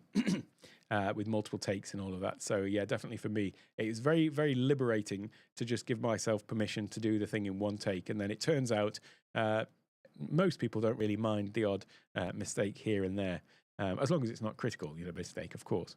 But in terms of just the odd and it's not really an issue. So do I integrate your camera in Keynote directly? So I do actually, yeah. There's a feature in Keynote called the live video feature, which enables you to bring your camera into Keynote as an element in your Keynote presentation. So there are two ways of actually using Keynote with Ecamm. The first way is that you do a screen share. Well, there's several ways actually, but the first way is you're just sharing your Keynote presentation and you're bringing it into Ecamm. That would be step one. The basic is just you've got a Keynote presentation, you run it in a window, you've got Ecamm with a camera on one side, and then you've got a snapshot of your Keynote screenshot over on the other side. So that's kind of like you in a little window, Keynote full-size traditional style presentation over on the other side. So that would be one way of doing it. When I talk about immersive presentations, that's where the information is coming more like over the top of the screen. So like, something sliding in from the side. I really should have queued up something to demo this. And there's a couple of ways you can do that. So the first way that you do it is you have a Keynote slide where basically the slide background is just green. So we're going to use green screen. And then you animate all the other stuff over the top of a green slide. Then you use screen sharing in Ecamm to share that presentation, but you toggle on the screen sharing green screen function, so it just removes all of the green. And that means that anything that is not green, you see, and everything that is, you don't. So if you just animate something coming on the screen, I mean, it could be anything, a little person walking across your slide, animate that. And the way that would appear in Ecamm is you wouldn't see the green, you would only see the animation. So that's one way of doing it. One issue with that, or one thing that I wanted to solve with that is, let's say that I'm doing something now, and let's just for the sake of argument say that if I press the right button, let's say I want to bring this book up and talk about it, but as a, imagine this is where I've got bullet points, let's say. So I've got bullet points all down the side. This is part of my presentation. You can see that now I'm kind of like in a weird position on the screen. It would be much better if I was kind of like there, so I was still centered on the screen. Now, obviously you can move, but that's one way around it. But in Ecamm, you can't do animation of cameras. So the camera is basically either fixed in this position, or I could create another scene and have it with my camera in a different position. But then when you're doing these things and you want the things to slide in and out of the screen, as you can do with Keynote, the camera is basically fixed. So there is then the live video feature in Keynote, which allows you to bring your camera feed directly into Keynote.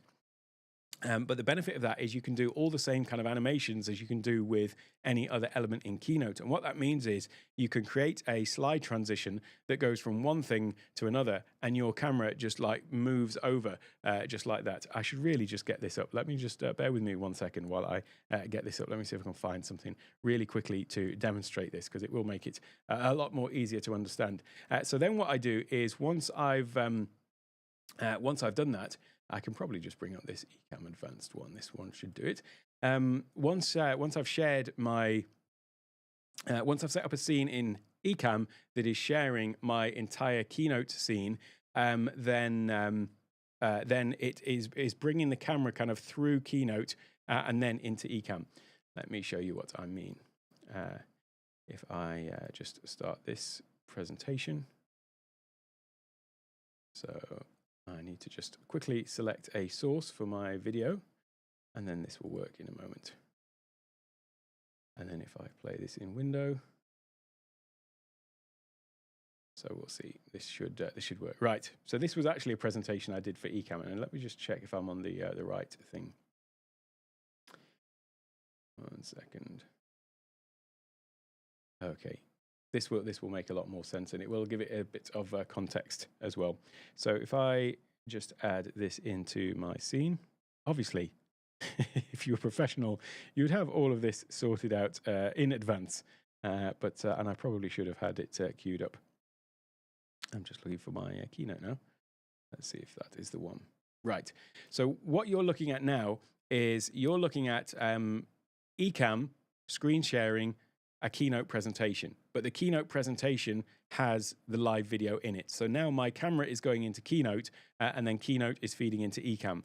But what that means is if I advance my slides in Keynote, then that thing there that you just saw of the camera transitioning across from the middle, from one position into the middle, was all just done with an animation in Keynote. And so then I can bring up these different things. So this was the Ecamm Advanced series that I did over on Ecamm Live's channel. I'll go back into the description and leave a link to this. But this is where we talked about using multiple cameras, screen sharing, interview mode. So this is the benefit of doing what I call immersive presentations.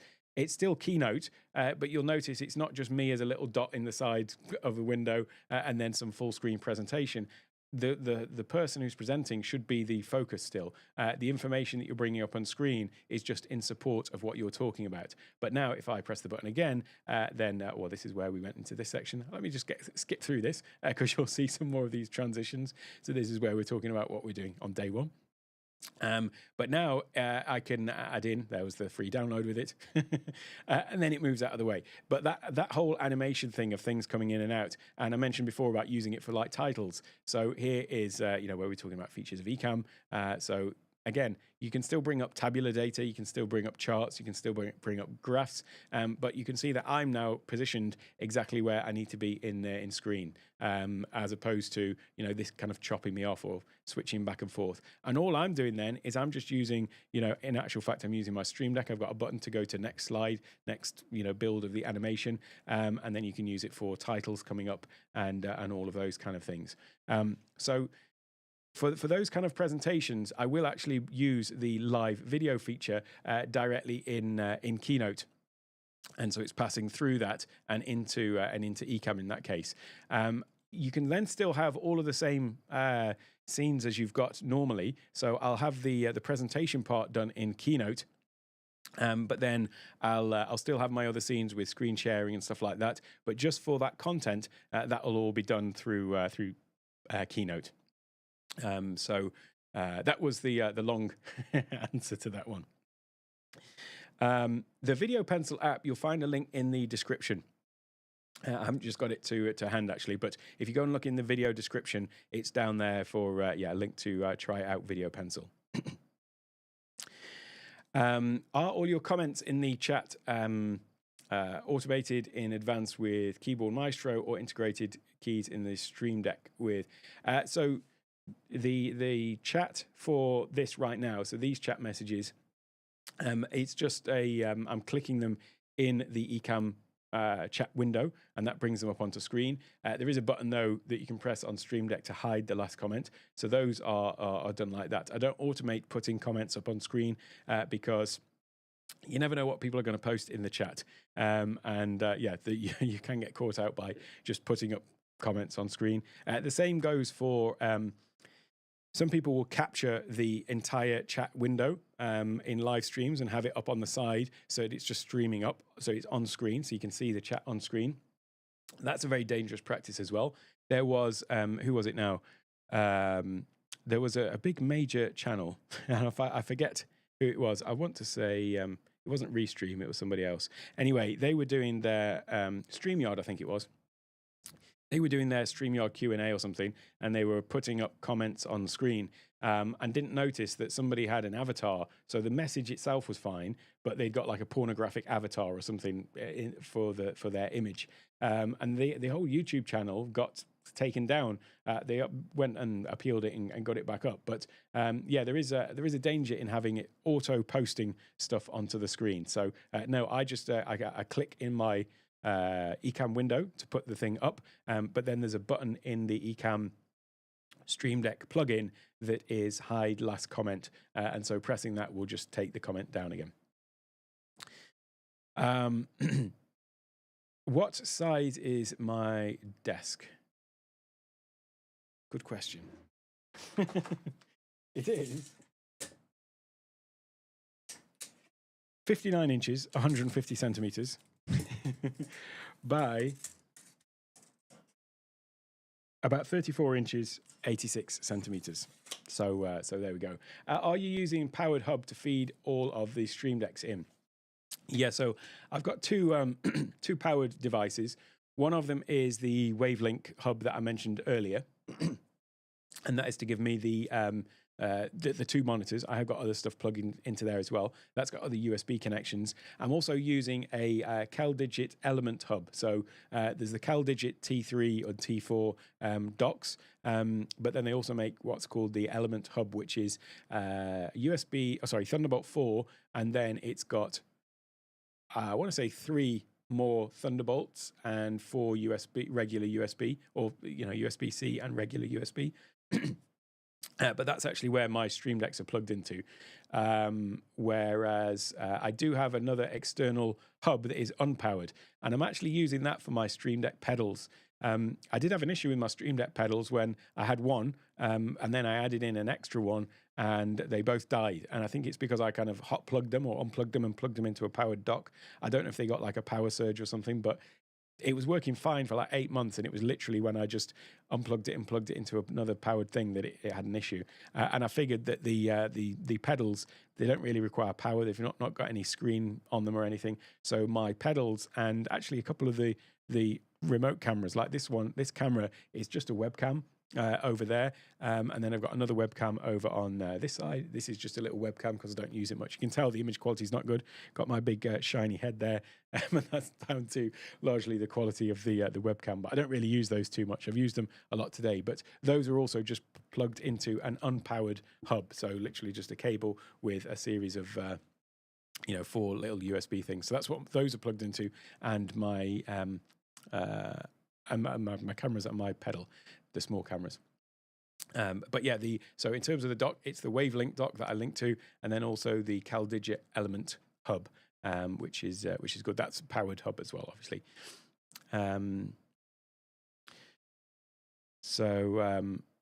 Yeah, so exactly. This is the point. Great to have all this gear, but you need to learn how to use it before upgrading all the time. And that's the thing, really. I think there's two sides to this. There's people who don't make a start because they haven't got all the gear, and they think that they need this gear for them to make a start. So that comes back to, me repurposing a 10, 11-year-old camera and just having some low-cost lighting to begin with, but just always thinking to be on this path of continuous improvement, continuous learning. As I say, preaching to the converted. If you're watching this, it's probably likely because you are doing that. So, but yeah, there are a lot of people who go and buy the latest thing because they hear that somebody said it. I mean, to be honest, it's a bit like the cameras, really. I'm using a Sony ZV-E10 and a Sony ZV-1 is my top-down camera there. And I'm using those because of a recommendation from Doc Rock, who's, when I started out, I was doing Doc's weekly calls, and he was my sort of mentor that I've been learning from. And so, I'm using these and then the nanlights as well. I mean, that's because, of a recommendation from him as well. So we do have, people who recommend stuff to us, but at the same time, I know people who have got, really great Panasonic cameras. In fact, not this Michael, another Michael in the chat, Michael in Sweden. I know you've got all of your Panasonic cameras as well. And so just because, I'm using Sony, it doesn't mean that, I've got to ditch, these great cameras to switch over to something else. So I think that's another thing, is people who are constantly chasing the gear because somebody else has said that they use it or they need to use it. Really, if you're going to upgrade your lighting, I'm using Nanlite. I do like them, but it could be anything. It could really be anything. And it's more about, like you say, Michael, the understanding of what you're actually doing with it rather than necessarily specific brands. I will say, Stream Deck versus Loop Deck, Stream Deck every time. So don't be fooled that they look similar. The Stream Decks are infinitely better. But generally with other things, like cameras and so on, they've as long as you're using something that's upgrading your system and you know what you're doing with it as well is the important thing. The ring lights not not good. Yeah, so that's the other thing. For every person who thinks like that, there is many who buy the thing because it's cool. To be honest, I do that too. I'm not gonna claim that. Oh yeah, every single purchase I make is a very very very considered, informed decision. Sometimes things are just cool. So there is room for that too, I think. But yeah, definitely understand what your need is. So you do live events. So your Zoom studio uses a lot of audio gear that I own, and not sure. I'm not sure I'm reading that right, but yeah, there is with the audio routing and stuff like that. That's the reason why I use the Rodecaster. For me, it solves the need that I had to want to be able to do this routing of first of all Ecamm Live routing. The thing of, let me just step back a minute. The reason why the Rodecaster and Rodecaster Duo or Rodecaster Pro 2 for me are good is, I mentioned before, having like the actual hardware switcher here, or hardware audio interface, versus the Streamer X, which can do the same things but in software. I do like to have the hardware device in front of me, and this really does what I need it to do. So there are different events and things you might be doing where you might need more, but for me this has just got everything that I need in it, which is dedicated channels. So the thing that is different about this to other audio interfaces, or just taking a single mic in there, is that I've got these separate USB channels. So although it's only got 2 cables going into the computer, it actually gives us 3 USB channels. So these are effectively here, 1, 2, and 3. And what that allows me to do is have my Ecamm audio on a single channel, but then I can have, at the moment I've got Discord here and Zoom there, but this channel also becomes Zoom ISO. So if I'm doing something with an event where I'm using Zoom ISO to have speakers in Zoom ISO and the participants in the regular Zoom, then I can use this one to bring in the Zoom ISO to feed it into Zoom and back and back and forth that other way. And the same if I'm recording it in Ecamm, then I can route the audio from those two back into there. But I can also switch it off. So right now, like we've got the Discord channel going. But this is currently muted. I can still hear it, but it's muted, so it's not going into the stream. So I like to have this hardware device that gives me that control over where audio is being routed. But yeah, there is obviously, depending on use cases, you can go to much different levels with this. But for me, when the Rodecaster Duo came out, I was just that's why I ran a giveaway for the Rodecaster Duo, just because it kind of felt like the perfect device for me and a lot of the people that I tend to speak to. So yeah. Yeah, the witness protection mode is all of the key lights off. Let's have a look. Useful information. Be aware of persistent use of non-words in your presentations and lives, like and ah. These utterances, they do totally, yeah, of course. He says, just saying trying to combat that. You'll notice, actually, if you look at some of my earlier videos, I did have a much slower pace to the videos when I first started, and all my videos tended to be a little bit more like this because I was trying ever so hard not to and And what I found was, in later videos, I have started speaking faster, and that has led to more of the ums and ers as I've tripped over myself. But I've been trying to find the balance between having something that just felt like a more natural conversation versus something that was a bit more like C3PO, as somebody once commented. Anyway, so yeah, but totally, it's about that's a constant battle for me. Certainly, is trying to keep on top of that. But yeah, they can be totally a distraction. Thanks, Rich, for dropping that in. That thing about screen sharing that was in the Ecamm Advanced thing. Much appreciated.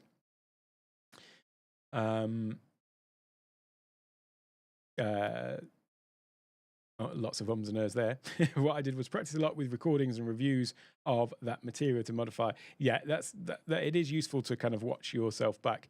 I tend to watch myself back at double speed, which just because if I'm going through to put in timestamps, I don't do that with everything. But yeah. Oh, and here we go. I've just got some responses. This was talking about the messages. I mean the messages from. I see. You mean the messages that I'm dropping into the chat from Take One Tech. So you mean things like this. If I was to say, check out the Take One Tech Academy, and it will put that message up on screen, and it will drop that into the chat as well. So what that is in the Stream Deck, there is an option to post a comment. Let me just get this up, and I'll show you my Stream Deck setup. Get this one up here. I'll come over to a different page. Right, we will share the screen. Here we go, we're in Stream Deck. So let me just get rid of that button. That's the finish button. I don't want to end the stream. If you look in the Ecamm actions, I always say this, but I've got to just shout them out again. Ecamm have got the biggest plugin for Stream Deck. It's just awesome. You know, anything you can think about that you might want to do with Ecamm, you can pretty much do with Stream Deck. But if you come down to here, you've got here, add last comment to screen. So that's the one that you can just add the most recent comment up on the screen. I don't use that because I'm always late catching up with the comments anyway. You've also got this one, hide last comment. So that's the one that I mentioned earlier to remove the comment. But what you were actually asking, it turns out, was how am I posting comments into the chat? Well, there is this one here, post comment. And what you can do with that is you can type in a message. So I can say, hi, this is a test. So I've now got that assigned to a Stream Deck button, and now when I press that button, it is going to post that into the chat. But what that means is you can go through and set up these things in advance with, things that you want to post in the chat, like the links and so on. You can make those all in advance as individual ones here. So I could just copy that and I could do a whole series of different messages that I might want to post in the chat later. And then I could just be pressing the Stream Deck buttons, as I go through the stream. But what you can also do, though, is because you notice that I had an animation come up there. So what you can also do is you can do a multi-action. So if I do create multi-action, and then what you do is you post the comment, just as we've done. So then you could put, link to call to action or whatever, or call to action link, that should be. So that's the comment that you're going to post. But then what I can do is also show and hide overlay, for example. And then I could pick out one of these things that I've got in here. Whoops, where is it? That's not the right one. That's a folder. Where is it? Let me see. Animations. So let me just put up this one. So I'll just press this button now, and it's not going to make sense. But what you'll see is if I press this button, it's triggered the animation, but it's also posted at the same time into the chat. So that's how I'm doing that thing where it's doing those things. It's a series of multi-actions, basically, that consist of posting the comment and also, triggering that animation. What you can also do is if you're going through and you've got your, a flow to your live stream, and you know that you're going to be making certain things at certain points, you might also want to consider using timestamps. And so if you come down to the bottom, where is it? Add marker. Here you can add in a timestamp, and you can give it a name as well. So let's just say this was Academy Call to Action. Then what happens is when you finish the live stream, as well as getting the recording out, you'll also get a text file that will have a series of timestamps. And if you've given it a text here, a marker text, it will have that in it. So if you were planning out a live stream, to be honest, I should do this, but I don't do it because I never have these live streams so meticulously planned. I just have a list of things that I want to cover. But I could actually plan the live stream out with specific things that I'm going to hit at specific points. And so as I'm pressing the buttons, not only is it triggering the calls to action or triggering, a stinger to come across the screen or triggering whatever it is, but it could also be generating that timestamp file. And so then you end up with a file that you can just copy and paste that, drop it into YouTube, and then you've got a fully time-stamped thing at the end of it. So sorry for misunderstanding there, but that is how I'm doing that. It is in fact the what do they call it? I've just forgotten the commenting feature in YouTube. So there we go.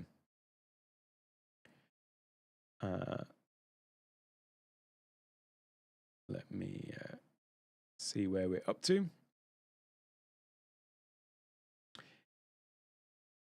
You're totally right. Yes, anything that distracts your audience from your message should be avoided. But I will say my whole thing is recovering perfectionist. The other thing is that, is it better to, get something out and be helping people with it rather than feeling like being held back because of not being perfect at it. So it is still definitely a work in progress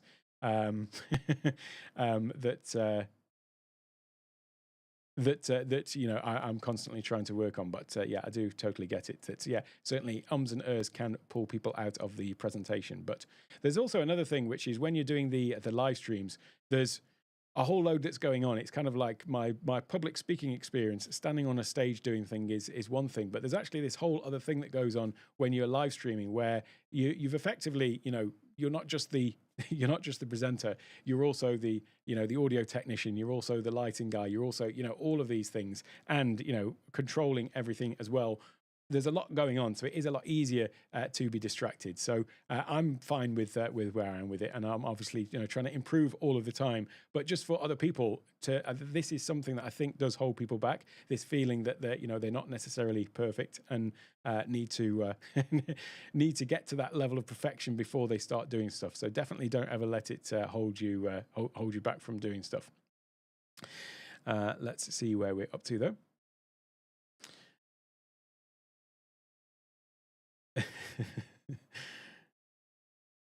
Yes, yeah. The the F words and things like that. We had this conversation with somebody because I keep my channel completely clean, as it were, in terms of when I'm talking. And I have to say that I'm not necessarily always like that in life. There are the words that come out of my mouth in real life that don't come out on the streams. But I was having this conversation with someone about is that being authentic if you're speaking in a way that you wouldn't normally? And I just think, well, that's just down to sort of professionalism. I know this isn't the point that you're making here, but for me, it just comes down to that and why risk sort of offending people. That was a complete side issue there, but what about regular touristically video cameras well, I'm not sure, but the people don't tend to use this is camcorders, I guess you're talking about here. But yeah, they are not traditionally used, it kind of seems like it would be the obvious choice, isn't it? So why wouldn't you use that? Certainly if you've got one, it can't hurt to try it if it's another alternative.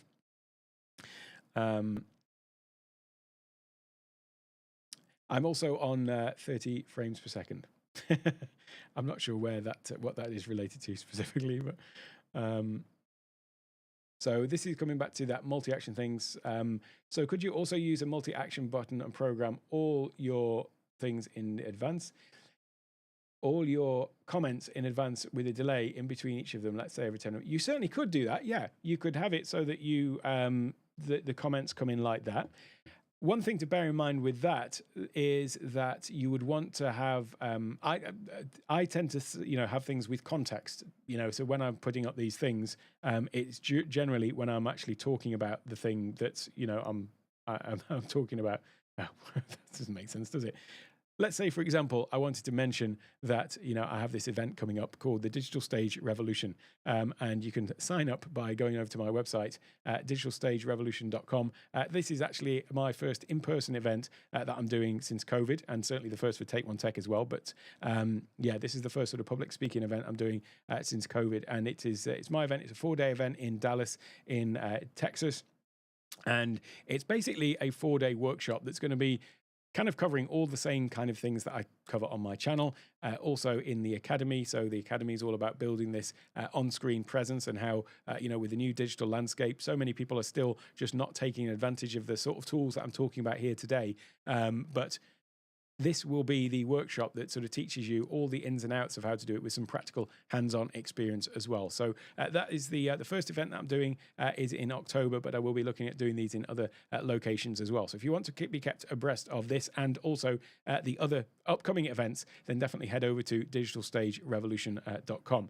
So there, just to give that as an example, that was done very timely with what I was talking about. Had that just been delivered, partway through as I was talking about something else, and then that link come in, it wouldn't have had the context. So I don't tend to do things with automated like that. There are other services you can use as well. There is a chat bot called I forget what it's called now, actually. I forget what it is called. I've got it in my Discord server as well. But it is a bot that basically will do this for you. It'll automate the posting, and what that does is that actually looks at the traffic in your chat as well. So what you don't want is like a chat, and then let's say you've not got anyone in the chat talking, and then it's just like a series of your links just getting posted one after the other. So with that particular service, it will actually monitor the traffic, and it will say post these every 15 minutes or every 10 or 20 chat messages, whichever comes, sooner or later or whatever. I'm just forgetting the name of the actual bot now. Nightbot, it's called. Nightbot. So if you search for Nightbot, that is one that you can use that will do that auto posting of your things, but in a kind of it's still not going to be timely with what you're talking about, but it's going to avoid, just repetitive posting of stuff if there's nobody else in the chat, and then they feel like, oh, you're just basically posting a load of stuff. So that is that. The Stream Deck XL. I think that this is a common thing with people when they're looking at the Stream Deck and then they buy the Stream Deck, the regular Stream Deck, which is 15 keys. Because it's very easy to think, what am I going to use it for? Even if you're using it for a Zoom meeting or webinar or whatever, you might think, well, what am I going to control? I want to maybe start and stop a recording in Ecamm. I've maybe got 3 or 4 scenes in Ecamm, me face on, a screen share, a presentation, maybe another camera view or something. So now we're up to 5 buttons. Then I want to advance my slides in Keynote forwards and backwards. That's another 2. I want to be able to mute and unmute and toggle my camera on and off in Zoom, maybe exit the meeting. So I'm now up to 10 buttons. I've got 5 spare. What do I need something bigger for? And certainly when I started with Ecamm and Stream Deck, that was kind of the way that I was thinking. I did try the Stream Deck mobile app, and by the way, there's been an update to Stream Deck just recently, and now the Stream Deck mobile app, whereas before it was a free trial and then it was $3 a month or something.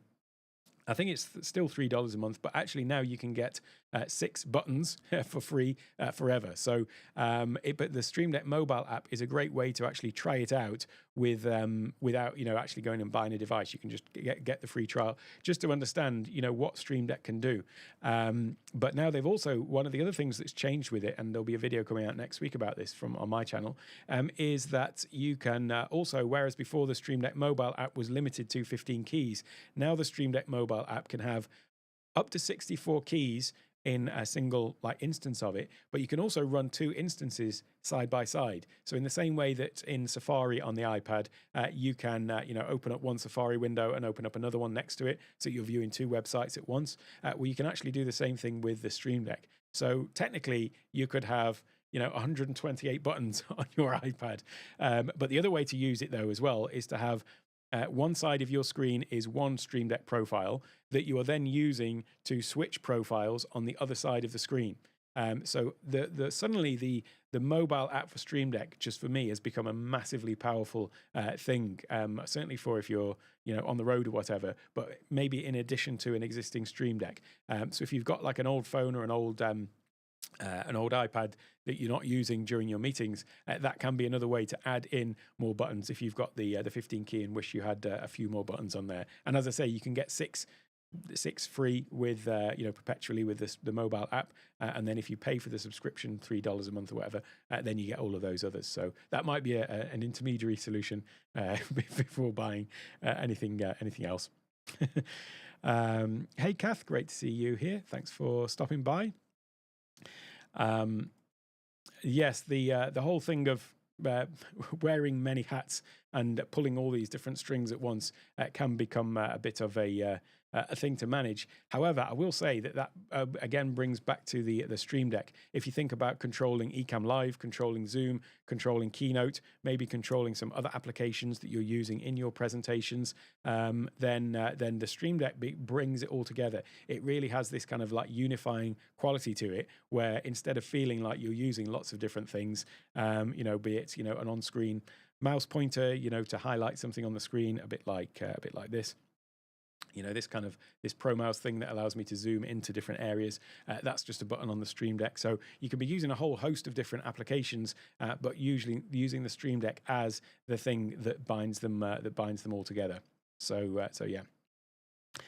Hey, great to see you here. Thanks for stopping by. Indeed, there are no perfect people, and you give the community far more value as is.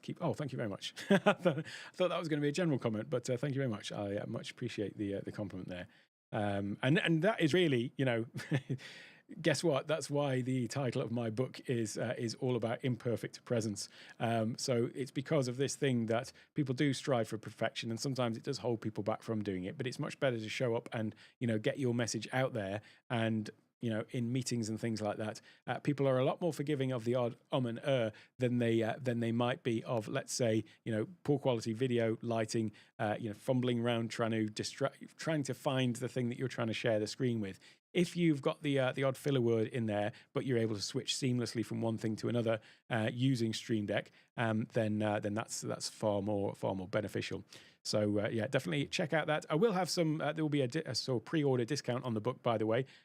So if you want to check out that at imperfectpresence.com and sign up, you'll get notified when that comes out. And then there will be a pre-order. I'm going to run some competitions and giveaways as well for that before it is formally released too. So yeah, that's the perfection thing is a big thing for me. So Let's have a look. I use the multiple instances to control multi-max. Oh, that's the other thing. Yeah, thanks for reminding me of that Vicky. The other thing about the Stream Deck mobile app is you can pair it with multiple computers, so you can have two computers on the same iPad. You can be controlling two computers with the same iPad. Thanks for reminding me about that. That's a great point. So we've talked about then, as we've come sort of full circle round, all of the what I think are the basics, and then kind of essentials like teleprompter and so on. Got a bit distracted with the chat there, but also then what is the upgrade path and where is the limit to it? As I say, once you've started adding in things like the Stream Decks and so on, you'll find that another thing that you might require is the docks. We've talked about the docks earlier as well. Actually adding in all of these peripherals. But once you've got those sort of basics, there isn't necessarily anything more that you need to add. But I do just want to talk about the things that I did add in and why I added them in. So we've already talked about the lighting. The reason why I upgraded to these from my existing lighting, as I said, it was difficult to control my other lighting. It was just basically a case of screwing in and out the bulbs. The other thing that you'll find with video lights that are not actually proper calibrated video lights is you sometimes can get flicker on the screen coming in on your camera. Your camera will see this sort of flickering light. So that can sometimes be an issue. I have technically got some on those. The light that's just going round is behind my my acoustic panels there. That's just some strip LED lighting that's sort of giving that little glow out from the back of it. Those technically are not high quality video lights, and technically if I was to focus in on that, you would see that there is a slight flicker going on there. So I'm not too bothered about it there because it's just some decoration. It doesn't really show up too much. But certainly with the other lights, when I changed my camera, I wanted to upgrade my camera to get higher quality video. Although, as I say, it wasn't the most essential thing on my list. Hence, it took me about 18 months to actually upgrade the camera. But one of the reasons that I upgraded the lights was I did that at the same time because then I was noticing that with the increased quality in the camera, then I was noticing a difference in quality with the lighting as well. So that's why I ultimately upgraded the lighting. This then also gives me much more finer control over it. So you can see earlier, whoops. Oh, thank you very much, Glenda. Oh, that's a renewal of Glenda's channel membership. Channel memberships are available. Click down below, and thanks again, Glenda. Great to have you on board. But with the lights, yeah, you just get a lot finer control. So if I was to, dim this light down, I can really have a lot greater control over exactly where that is. Thanks again, Pierre, as well, for being a loyal channel member too. Great to have you here too. So the NanoLink though allows me to basically control like the intensity of the light, and I've got much more control over that, and I can just do it, as I say, from my my computer. So that was something I added in when I just wanted to be able to adjust things and have that little bit more control over it. So the lighting is something that, yes, you can definitely start with anything, even just regular household lights. By the way, the one thing I did as well when I before I'd got any lights, I was actually just using some LED ceiling lights. So you can get these panels, if you know, like a suspended ceiling, the sort of 2-foot square things. Then there are panels that you can get, lighting panels, to drop into those. And at one point I did try using just those that I had in a kind of like a more mobile setup. And the thing to do with that is if you're like in the hardware store, because you might not know whether it's going to have this like flickering effect, in the hardware store where they have these demo boards with all the different lights on, is if you just take out your camera on your phone and hold it up, you'll see that there are some that are flickering and some that aren't, and so you're going to know that whether it's the flicker is going to come through in your camera. So if you're looking for a real budget option, just going and using some regular LED panels, but just do that little test before you buy them in the store, can also work. But eventually, as I say, I came around to this lighting setup. I did eventually upgrade my cameras. As I say, this 12-year one, I had some issues with it, and it was just always going to be part of my process, wanting to upgrade the video quality. And so I bought the Sony ZV-E10, and then the ZV-1 is my top-down. I don't really do a lot of sort of product demos as such, where I'm using the top-down camera. But when I do, it's nice that they're in focus, because before, when I first started the channel, I was just using a Logitech C920, is it? Or the popular Logitechs that everyone uses, or used before the the 4K Logitech that came out. But anyway, so having the top-down camera that is just a better quality means that when I'm showing stuff off on the desk, like this ancient Mac keyboard, then yeah, it's just a better quality for that.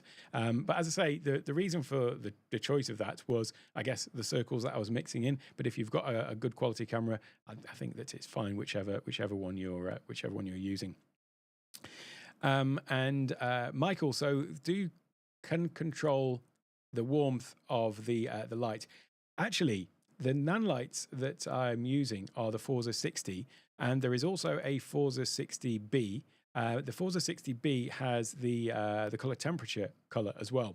These ones are actually fixed because I'm not actually bothered about changing up the color temperature. I just want it to be the daylight, but I'm just changing the intensity. So the Forza 60B though has that full range of color change. The one that I'm using over here for my hair light is actually a color one as well. So there's a Forza 60C, which has got the color thing. So with that one, although this one is actually what they call the mix panel, but with this one I can change to be the color mode. So now I could put on a different hue, as you can see here. This is where I'm basically changing the color of that panel behind me. But you can, anything that is possible to change in the device itself, I can change in the in the app. So you do have sort of full control over the lights there. But as I say, I just use the regular one because I want this sort of natural color to the key light and the fill light. So that's why I went with that one in particular.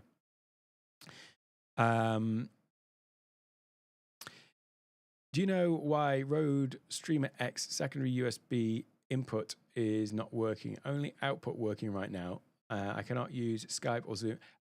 Right, so this could be actually the dock that it's being plugged into. I had some issues with the Rode Streamer X when I first got it, where it was actually conflicting with the Rodecaster Pro 2 that I had.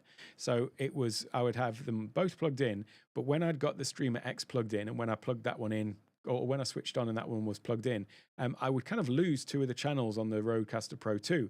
And I thought, I wonder if it's something internal with the way that they've routed the audio or something like that, that it's not working. It turned out it was down to my dock. So when I plugged the Streamer X into a different port or a different route into the computer altogether, then it kind of solved the problem. Keely as well, hashtag Keely is right, but she had bought the Streamer X. And she had some issues setting up originally where I think it was the camera wasn't showing up or something like that. But again, it was the dock that was the issue in that case. So it might well be that it's just a dock issue, or depending on where you've got it plugged into. Other than that, I'm not too sure. But certainly that for me has been an issue that I've heard with a number of people. Is it can be down to the the traffic, because bear in mind as well with the Streamer X, as well as routing now audio, we're also potentially routing video as well. So that's going over the same USB, and I think it sometimes just depends on the particular USB bus that all of this stuff is going in. The funny thing for me though, with my issue, was that the Streamer X was plugged into a different dock than the Rodecaster Pro 2, and so I thought, well, they're not on the same one, but they were all essentially going through the same internal bus on the Mac Mini. So that's why that was. So yeah, that's what I would suggest is just try plugging in somewhere else and see if that works. But I have not had any issue myself with it working after resolving that issue. So they do both show up for me. And thanks for stopping by the way. Yeah, it's the C920 was the old Logitech that I had. So in terms of the lighting, we've talked about the lighting upgrade and the audio interfaces. I already talked about what I'm using my my Rodecaster for, and it is this audio routing, and it's not by any means essential for Zoom or anything like that. However, it can really be beneficial to have that control over it. So this is certainly something that for me is one of those nice to have additions to give you that finer control over your audio routing, to be able to do some slightly more complex stuff. Maybe if you are bringing in people using Zoom ISO, or maybe using Ecamm's interview mode, and you want to have people coming into your Ecamm Live live production and then feed that into Zoom. And you also want the people in interview mode to be able to hear the people from Zoom. You can do this all with software, with applications like Loopback. You can take the audio from Ecamm directly into Zoom in any case, but the return feed, you'd need something like Loopback. But for me, having it in a hardware device is something that is certainly a sort of nice to have there. The other thing then is about Stream Decks, and I mentioned that if you can and the budget is allowing it, then definitely consider adding in a Stream Deck, and I would recommend going for the Stream Deck XL as the the sort of first option, just for the sheer number of buttons. And if you don't think you're going to fill them, trust me, you will. But then when it comes to adding in additional Stream Decks, I already showed you the sort of setup that I've got here with 2 Stream Decks. The Stream Deck XL in the middle here is then controlling those. But really, the critical ones for me are these 2, because that gives me full control over Ecamm and some other controls over here that I've sort of spilled out. And as I say, it's for when I'm in a live environment where I'm going to need at least all of these buttons. I want to have them to hand without having to switch between pages. Actually, in a Zoom meeting, if I come into this setting, then here I've got all of my Zoom controls on here. So these are specifically for controlling Zoom, and these are specifically for controlling Ecamm and the whole sort of presentation side of things. So that means that I've got total control of my Zoom meeting on these 2 devices. The Stream Deck, though, the Stream Deck XL in the middle, has become useful for, as you just saw, if I press this button, it'll update both of those Stream Decks. If I press this one, again, it will change what is being shown on these Stream Decks. So this becomes kind of like my home profile, home button, home device that updates the other 2. And then the dials are useful. If you've got a Rodecaster, the dials might seem like, overkill or unnecessary rather, but they are useful for controlling levels in Ecamm specifically, such as, interview guests and so on. I control those all with these individual dials. And then from a productivity point of view, using them for controlling things like brush size in Photoshop and all of that kind of stuff, and things where you want incremental adjustments in apps. They're useful for that. I also do use the Stream Deck pedals as well, and they are really handy. And you might think, is that really necessary? Again, none of this is technically necessary, but they can be quite useful for easily switching between scenes. Maybe you're in a meeting, you're taking written notes as well potentially, or jotting stuff down, or you're using your Apple Pencil, or you're using something else, or you're just got too many other things on your regular Stream Deck. Having things on pedals, so being able to switch between different scenes with those is really useful. And I use those in my live stream as well. So not everything's done with the push of a button. If I want to switch to the other scene up at the top, I can just press this pedal down here. If I want to switch back, I press this other pedal. So I can switch stuff with the pedals as well. And actually, you do get really sort of used to controlling things with your feet. So again, not an essential thing, but definitely something to consider if you want more control. I don't use a teleprompter, as you can tell, with all of these scripted ums and ers, but I do sometimes use an actual teleprompter with text on it. For example, on my live streamer backstage podcast, the guest intros, I always have a script for that actually, because I want to make sure that I get their critical information and their intro right. And so then I control the scroll of that with the foot pedals as well. So it's useful for that purpose. And then, really, it comes down to just all of these other little things that are nice to have. But I would say that, first of all, where I am now with my studio, I've pretty much got everything that I need for my regular Zoom calls. The only thing that I'll be upgrading imminently is actually the Mac itself. Just making some considerations there, and have to put aside the actual time to do it, because that will be a week in itself to just set all of this up. But that is really the only thing that I feel I need to upgrade in my studio setup at the moment, just because now I run into process issues from time to time and so on. And that is largely as well, when I first started, the Mac Mini M1 is the one that I'm using at the moment. And it blew out of the water, any previous Mac that I'd owned. And I thought, this is amazing. I always used to buy the top end Macs every time, whereas this was basically like the bottom end Mac, and it was still, way faster than anything that I'd had before and anything that I felt that I needed. But as you start doing more things, I'm probably going to readjust that going forward. But now, with doing all these other things of, sharing multiple Macs, multiple screens, multiple cameras, then yes, actually more processor is useful. So the next upgrade will will be to combat all of that. But in terms of the other setup, though, I'm pretty much there. So I just wanted to say that just so that you know that the gas does have a limit. There's always new things coming along, but there is what is a perfect setup that you can have that will really help to elevate your online meetings and allow you to have those sort of seamless presentations that just sort of flow naturally. And that is really the ultimate thing. It's all about, it's all about having that sort of flow in your meetings. So just the last few. Okie dokie, Jeff. Jeff, just a little voice in my ear from the Discord. Great to see you, Jeff. Yes, just coming back to these last few questions. I have a similar problem with your Stream Deck not being recognized, says no device found. If that is your Stream Deck pedal, I don't know if that is your Stream Deck pedal. If it is your Stream Deck pedal, then definitely get in touch with Elgato because, I had it with my 2 Stream Deck pedals where the little light on the back didn't come on. And as I say, it was after I seemingly had hot plugged them, which I didn't think was a thing, but I wonder if that might be it. It didn't recognize them, and there's no way to reboot them or anything like that. So if it is the Stream Deck pedal specifically that you're having that issue with, then definitely contact Elgato. Well, even if it isn't, actually contact Elgato. Their support there is really good, and they had them replaced for me very rapidly. So that was all great. Hey there, Mr. Riley. Great to see you. Thanks for watching. Thanks for stopping by. Have you been causing trouble again, Rich? Deleting messages. It's still there in the. It's still there in my thing. So we've still got it. You might have deleted it from the actual chat, but it's still captured in Ecamm.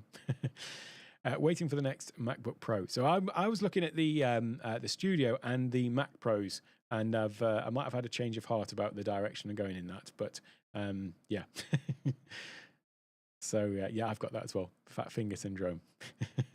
There was a great episode of The Simpsons, which was where Homer calls some weight loss clinic, and it said something like, if you want our free guide to weight loss, mash the keypad now. Yeah. Oh, so it's not the pedal that you've got the issue with. It's the 15 key, right? Definitely get in touch with Elgato then about that. In any case, like I say, they have got really good customer support. And if it's saying it's not recognized when it's plugged in, do all of the things, reboot, try it plugged into a different socket and so on. There is a thing in the Stream Deck app where you can select to forget a device as well. So that would be one thing to do, and then try plugging it in. Just a little public service announcement then, I guess, is making sure to back up profiles as well. So if you come into your Stream Deck, so in Stream Deck here, if you go into devices, this is where you've got your different devices listed down here. There is one of these, which is, now where is it now? There's one place where you can forget device somewhere, I think. I definitely did that before. I just can't find where it is now. Style, not that one.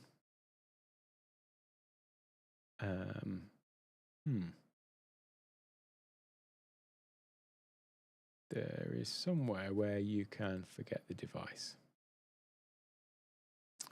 I thought it was in there. Or am I going completely mad? Maybe I'm going completely mad there. I'm sure I did that somewhere. How do you do that? I'm not sure. I'm not sure. Somewhere there is a forget device button. Okay. maybe there isn't. I'm sure there used to be. I'm sure I did that with my pedals when they weren't working. But apart from that, useless bit of information I can't find. If you go through and try to just restart, I'm guessing you've probably done all these things anyway. But do the restart, unplug it, plug it in, try it in a different socket as well, so that it might be just some conflict with something else that's in your dock. And the backups, by the way, thanks for the message, Michael. I just sort of missed that. But the backups, if you come into your Stream Deck, go into Profiles, and then right down at the bottom, there's this little arrow. You can do backup all. So that's the first thing, is just say create backup, and it will back up absolutely everything. And then you can see here restore from backup. So it's worth doing that if you're doing work on your Stream Deck, like building it out. Then set a recurring task in your task manager to go and just back them up. So I do it like basically monthly. But then you can also restore there. But you can also just export a single profile as well. So if you're doing something where you want to share from one thing to another, you can export it there. By the way, if you've got multiple Stream Decks and you've got like the profile set up on one, but you want to use it on one of the other ones, you can also right click and go copy to, and it brings up a list of all your other Stream Decks. So you can send it to, use it on that particular Stream Deck as well. So yeah, that is definitely recommended. But yeah, the backing up, it's always one of those things, isn't it, that we tend to learn the hard way on these things. Let me just get this link though, because there is where is it? Somebody's asking about Video Pencil. I've got a link to that somewhere. It is in the show notes description. So let me just pull it up here. But yeah, if I'm going to leave you with one message, it is definitely don't let the gear sort of hold you back. But it is also, to have an upgrade plan, to think about how you can improve. And this could be live streaming or Zoom, to be honest, or Teams or whatever. But yeah, having an upgrade plan in path in having. Learning how to speak is also a good thing. Spend some time on that. Having an upgrade plan or an upgrade path planned out is definitely always a good thing too. To sort of be constantly improving and constantly learning about these things too. I can't just find the link to Video Pencil now. It's definitely in the description though. So if you go and look in the actual video description, it will be just down beneath the main description, and then I've got something in there about the Academy and all of that kind of stuff. And then I think it's just under there, just above an Ecamm thing. I will just go and grab it though. It is nearly there now. It is, actually, guess what? I've got a Stream Deck button for that. There it is. What an idiot. Also, if you're going to set up Stream Deck buttons, always remember what buttons you've set up. All that time, people asking for the link. And I've actually got a button for it over on another page. There you go. That's the problem with having things spread out over pages there, I guess. Good luck with the Streamer X. I'm sure you'll love it. And I'm not sure if the beta of the Unify software is out yet. I've got a pre-release beta. I'm not sure if the actual formal beta has been released yet, but that is great for like some of this advanced routing that we are talking about. Thanks everyone for stopping by. If you've got any questions about any of this, by the way, best place is to go and check out the Discord community, and it's free to join. And don't be put off by the fact that it's Discord or it's called a server. It's just basically a family, and it's a place to go and chat and ask any questions. And it's the best place to chat just because everyone gets to benefit from the responses to the questions there. And also, you're not just getting my response potentially, but other far more learned people than me are in there too. So yeah, but also if you do want any other information, feel free to reach out to me as well. And don't forget to check out the Academy if you want to really level up your on-screen presence and impact too. Thanks so much for stopping by. I will try to remember as soon as it is finished processing to go and leave a link to some other relevant content over here on the right-hand side. Look forward to seeing you in another video. A few more videos coming up this week about the Stream Deck developments and so on. Take care. See you next time.